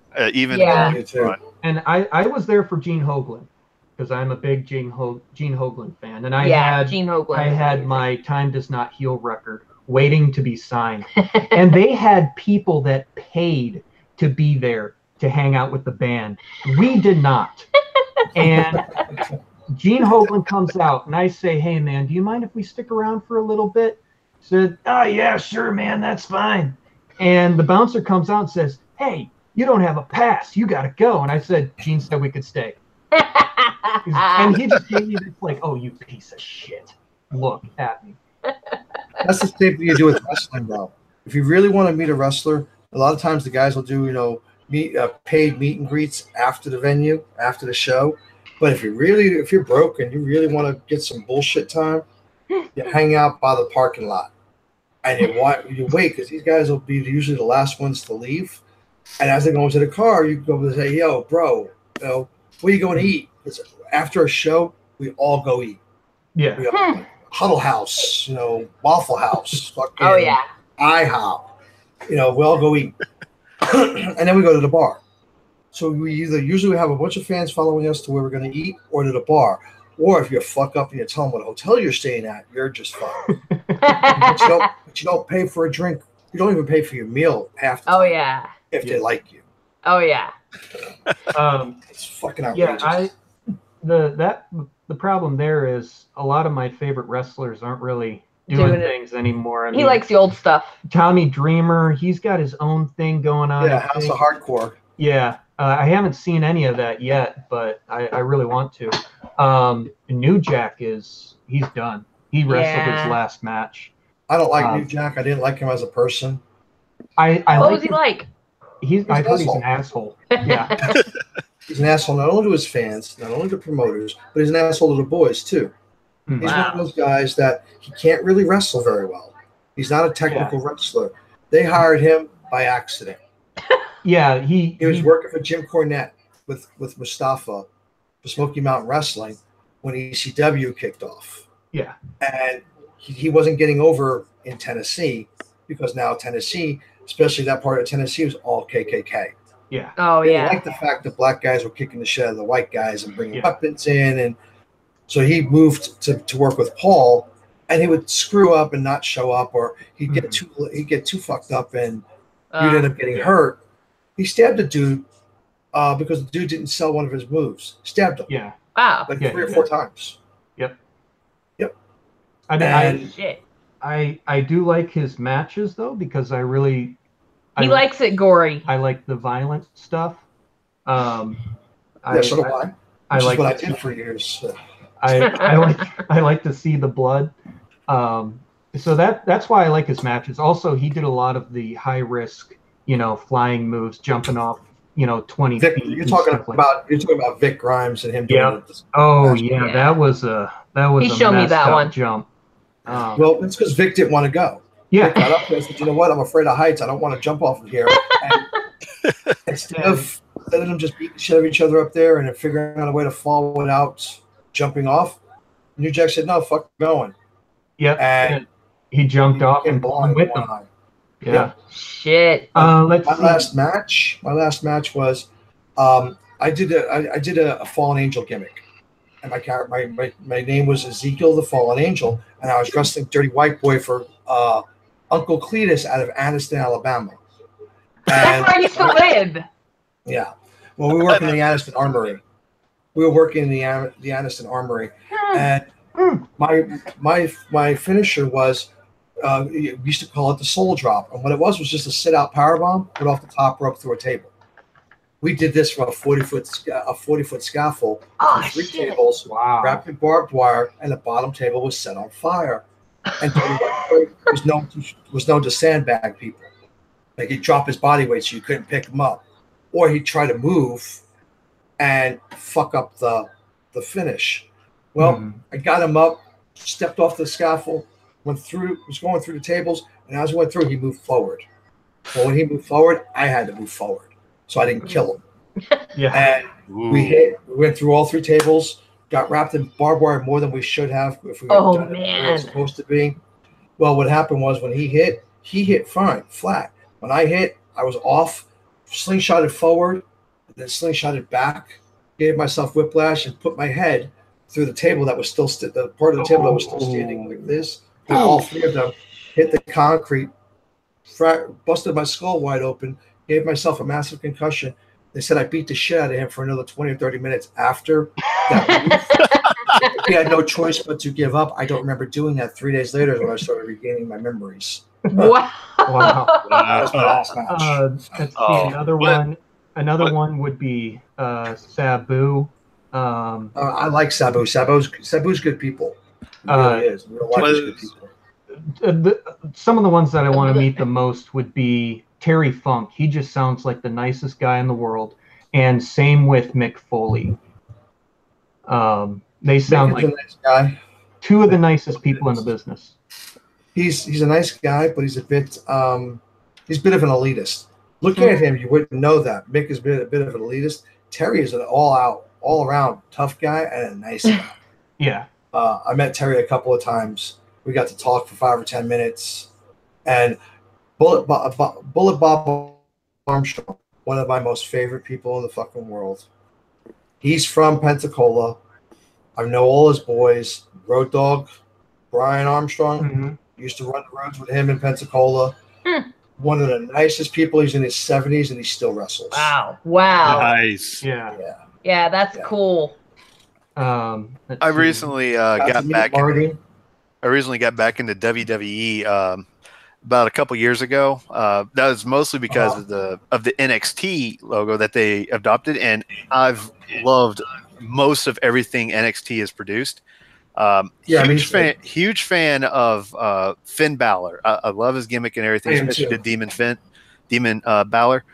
I saw the last WrestleMania and I really enjoyed it. I thought it was one of the better WrestleManias. I regret I have not catched anything ECW ever. Really? I regret that, but I have gone on my way to find extreme Japanese wrestling or what's that one based in Atlantic City, combat. It's called CZW, Combat Zone Wrestling. It's more out of Europe. I've been trying to catch more of that. Trying to get their whole deal and everything, getting to them. I didn't catch the Greatest Royal Rumble that just happened just 2 days ago. Oh, was it good? I was most of it was really good. Yeah, I was disappointed. I didn't Was watch the Brock match. I didn't watch the actual Royal Rumble because it's a 5+ hour pay-per-view. Yeah, I heard it was like a watching it 6-hour Rumble. Okay, so I watched the entire thing. I was disappointed in it, but I don't really know much of the current people in there now. The only new people that I found I liked were the the something brothers. Bludgeon Brothers. Bludgeon Brothers. My favorite tag team. I really liked them.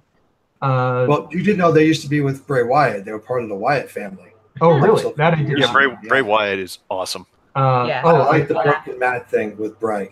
I like the Woken. I'm not enjoying the Woken Matt. I like my Hardy Boys. See, I liked Broken Matt when he was working TNA. I liked the gimmick. See, with the Broken gimmick, it's either you like it or you don't. There's no. Yeah, it's kind of a Marmite thing.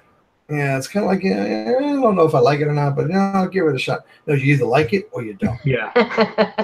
I want them to bring Jeff back as Brother Nero, but on SmackDown, so they'll have Woken Clan on Raw and the Woken Clan on SmackDown, so they can kind of run everything, which is my. But I like the Bludgeon Brothers only because I like the way they're beating the shit out of everybody. Yeah. That's fucking cool. So the Rumble itself, there were a few things I liked. I liked that Kurt Angle came out. I've never been much of a Kurt Angle fan, but I do enjoy watching him wrestle sometimes. And it was great when they brought out Sexual Chocolate Mark Henry.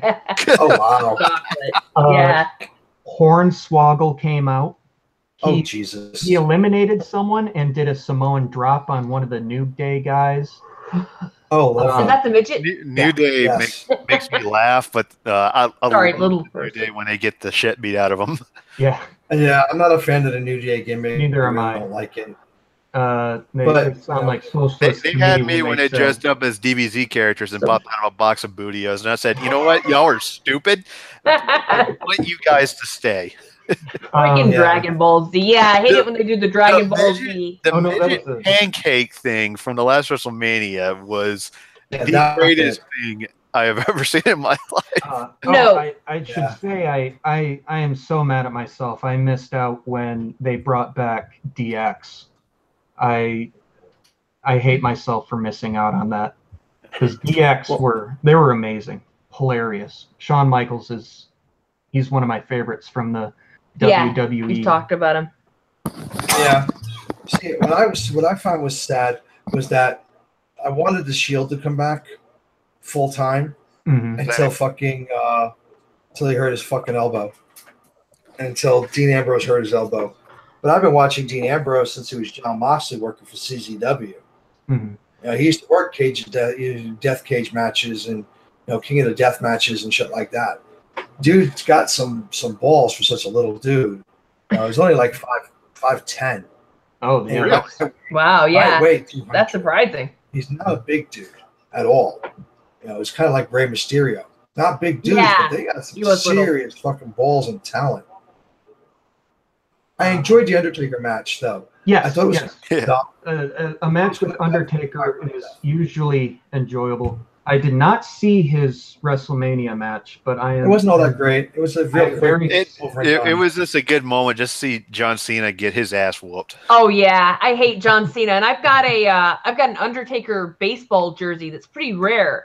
Someone with 666 on the back, and yeah, that one's really cool, and it's hard to find these days. I could probably sell it for a lot of money, but nah, I'm keeping it. I'll tell you what I liked better than WrestleMania. Well, when they did the Greatest Royal Rumble, they had the fucking ladder match. Ladder match was good. But if you watch TakeOver New Orleans, which is the NXT show before WrestleMania, that was fucking ladder match they had with EC3 and fucking Ricochet, and that ladder match was fucking on point. I freaking love Ricochet. I caught him back when he was still doing Mexican stuff.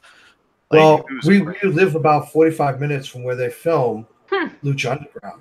We've been trying to get tickets to go see Lucha Underground because it's an all-day filming. It's a 12-hour thing. What they do is they film over 4 days, and they film all their episodes for the rest of the season. Nice. And you have to email them months in advance to try and get passes to sit in the audience, because you're sitting there for 12 to 14 hours. You can't leave. So you're watching 6 weeks worth of fucking wrestling shows in a night. Oh. Damn. And I liked him as Prince Puma, and the first time I ever heard him talk as Prince Puma, I was like, he sounds gay. Oh yeah, there's a vocal thing where you can tell even if they're not lisping and stuff. I had a professor who didn't lisp for anything. She also said he sounded total Valley Boy. Did not sound like you would imagine him sounding. Okay, let's go. Yeah. The first time we heard him talk, she was like, he just needs to stop talking. It's kind of like being in a Roman Reigns. Oh, no, I like Reigns. I like him too, but he does not have any business being face. He's just doing what they want him to do. And yeah, I know him being face could be a good thing, but the problem is they did him the same way they did Cena. They pushed him and pushed him and pushed him and pushed him and pushed him. They got took in by Cena, and they don't want to get taken in by Reigns. Yeah. Now, Reigns is being fucked in his gimmick because he wasn't the talker of the Shield. He was the brute. He was the muscle. Mm-hmm. They broke the Shield up for no reason, but they still had a lot of great matches they could have had with up-and-coming factions, and they moved them, which made no sense to me. No. Yeah, it seems like the guys running wrestling today are just, they're not good at it. It seems like they're just, I mean, from what I've seen today, wrestling today is just shit compared to what it used to be. Well, they still got that PC era mindset. They still got a lot of it in there. And some of them are kind of shaking it off. A lot of the, the new talent is allowing them to do that, especially Samoa Joe, who is just a beast and will bust them open. And it's because of him you're seeing a lot more, lot more bleeding now. But well, people you don't mess with are the Samoans fit firmly in that category. Right. All those Samoans are related. I know a lot of Samoans. I worked for Alpha and Sika, XW2000 out of Pensacola and Cantonment, Florida. And those guys, even in their late 60s, are still people I would not want to meet in a dark alley pissed off. Yeah. I don't know if he is or not, but I think that Paul Heyman should do writing, because he did some great writing with ECW, and so did I think Taz and Bubba Ray also helped write. Well, yeah, but the problem was he didn't really write a whole lot. Oh, There, shit. Here's your plot points. Go out, make it work. Fill in the blanks. And then he would edit it. Yeah, fill in the blanks. Go wherever you want to go with it. But you could also use a lot of language and say a lot of things. Like in wrestling now, you can't say I'm going to kill this guy. Oh. You can't say things like that because they're a publicly traded company. Their stockholders aren't going to want to hear you've just lost Nike or Reebok or Make-A-Wish Foundation as advertisers. Yeah. Which means it cuts into their fucking quarterly. They don't want to hear that. And most of the writers are commercial writers. They're rich to write jingles and shit for commercials. I can't imagine the same guy who wrote like one of those car insurance jingles writing wrestling stuff. Well, you know that fucking the toilet paper commercial with the bears? Oh, I hate that. It's creepy. It's creepy. Cha-cha-cha, shaman. Nobody should be that excited about toilet paper. Or the one with the Cuddles bear who does the fabric softener. Oh, yeah. That's creepy as fuck. It is. I concur. Like, these guys wrote for shit like that. I'm like, how the fuck can they write for shit like that? They come here and write wrestling. They have no gimmick. They have no idea. They've never laced up the boots. They've never stepped through the ring. Yeah. They don't know shit about wrestling, but they write all these scripts for people and tell them, you got to say this. So I'm like, I'd rather just cuff it. So Jameson is sitting here making me origami as we all talk. This isn't origami. This is just folded in ways. Folded paper is origami. It doesn't look like anything. Oh, okay, origami. Okay. Yeah, origami. Well, guys, to see this. Well, guys, I gotta get up in 5.5 hours and make my way over to South Carolina. So, we did 3 hours. We're good. You guys got 7 likes. All right. But I had a lot of fun, and we're talking about going to California at some point and seeing our lead guitarist, and maybe we can have a beer. Of course, when you guys decide to come to Cali, let me know. Yeah. We'll more than likely we have no problem doing lunch and shit. We're gonna do this again, guys. I appreciate you having me on. It was a blast. Well, thank you very much for coming on. Yeah, thank you. If you want to let all viewers know about your channel. Everybody knows me. Yeah. But no, next time we do this, like I was telling Jeg to let me know a few days in advance. Yeah. We'll work on doing some more promotions for it. Get more people, more eyes on the product for you guys to kind of help you get established. Well, we plan and tell whoever is holding our Twitter at the moment to actually learn how to post an alert saying that we're in here properly. Yes, Steve. Okay. Yes. And we plan on social media. We plan on doing this stuff Saturday nights, trying to do it on a regular basis. We kind of fucked up last night, so. Yeah. Well, the thing was, YouTube wanted us to wait 24 hours, which is bullshit. Because I didn't know about that. Yeah, see, the rule used to be you had to have 100 subs before you could do a live stream. Yeah, I thought we didn't have enough, but it turns out we can. So we were like, okay, well, let's just go ahead and do it. Well, I'm glad. Like I said, I thought I somehow missed it. I'm like, wait, I've been waiting all fucking night for this. Oh, I'm sorry. Oh no, you're fine. I was like, we came home early from hanging out with my youngest daughter's boyfriend's parents, who came 6 hours to see us, so my daughter and their son could hang out for a day. And I'm like, so I came home and I'm waiting. I'm like, wait, is it going to be Pacific time or Eastern time? Because they said Eastern time, but then looking at some of the other Killcast stuff, I'm like, oh, this is 10 p.m. Pacific time. So I'm like, well, I'll just keep Twitter running just in case. And I'm like, wait, I missed it all. I'm like, wait, how the fuck did I miss it? Yeah. It was just that they wouldn't let us.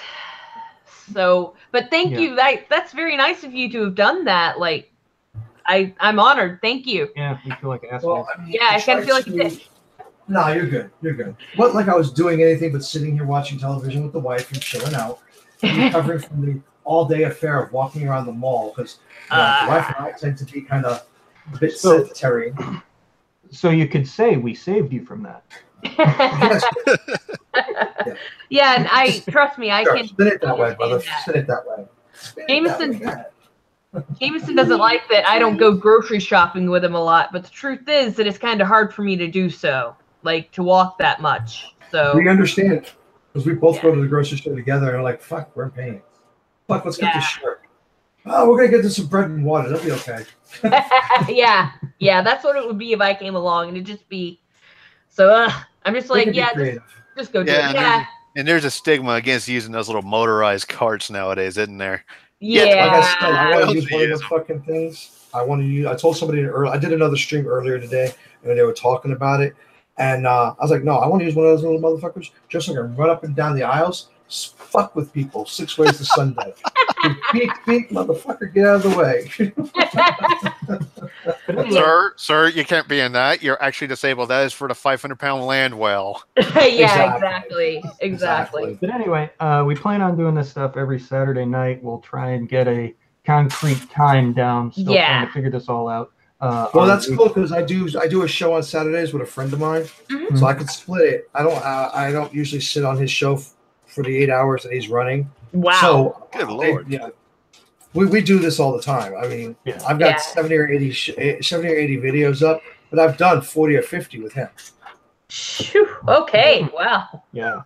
Okay, yeah. So every Saturday we're gonna get a concrete time. It's just we're having to figure out everybody's schedule because one guy works 3 jobs, the other guy owns 2 restaurants, and then Jeg has his own job, and Jameson's trucking, and I do a writing job, and I'm also doing art stuff, so like art jobs. So right, me, I'm just retired. I do whatever I want. I'm pretty easy, but yeah, even on nights that if you don't want me on the panel, that's great too. I don't mind sitting in the side chat. Okay. So all right. We plan on trying to have more guests and stuff. So no worries. I would probably say we'd probably limit it to 2 hours too, just for the sake of brevity. Yeah. Okay. And yeah, we're friends with like Magog of Morscar and the Beardberry and those guys. So yeah, I see some of the Beardberry stuff. I might be able to get some of the Drop Dead Cynical guys, the guest on here. Okay. I think you guys would love Adam. He's 3rd generation Kekistani, and I mean that by literal 3rd generation. The stories I could tell. Oh man, yeah. I look forward to meeting him. And Patch, if you can work on getting Shapiro over here, that'd be amazing. Oh yeah. Try to pull some strings. Shapiro doesn't do YouTube shows unless you've got a mainstream media outlet like Fox. Yeah, I've asked him to come to my show. I figured as much. Kind of blown me off how much higher I am. It's okay though. All right. I pick his brain. We might be able to get Bering or Crowder, maybe. Yeah, Crowder. Or Sargon, if he ever responds to us. Notice us, senpai. Yes, notice me, please, senpai. All right. Yeah. You guys have a Maybe great I can night. get induced. Yeah, you too. I'm out of here as well. Yeah. Ladies All and gentlemen, have yourself a great evening. Thank you for having me. Yeah. See ya. Bye-bye. Have a good night, everybody. Later, everybody. Bye.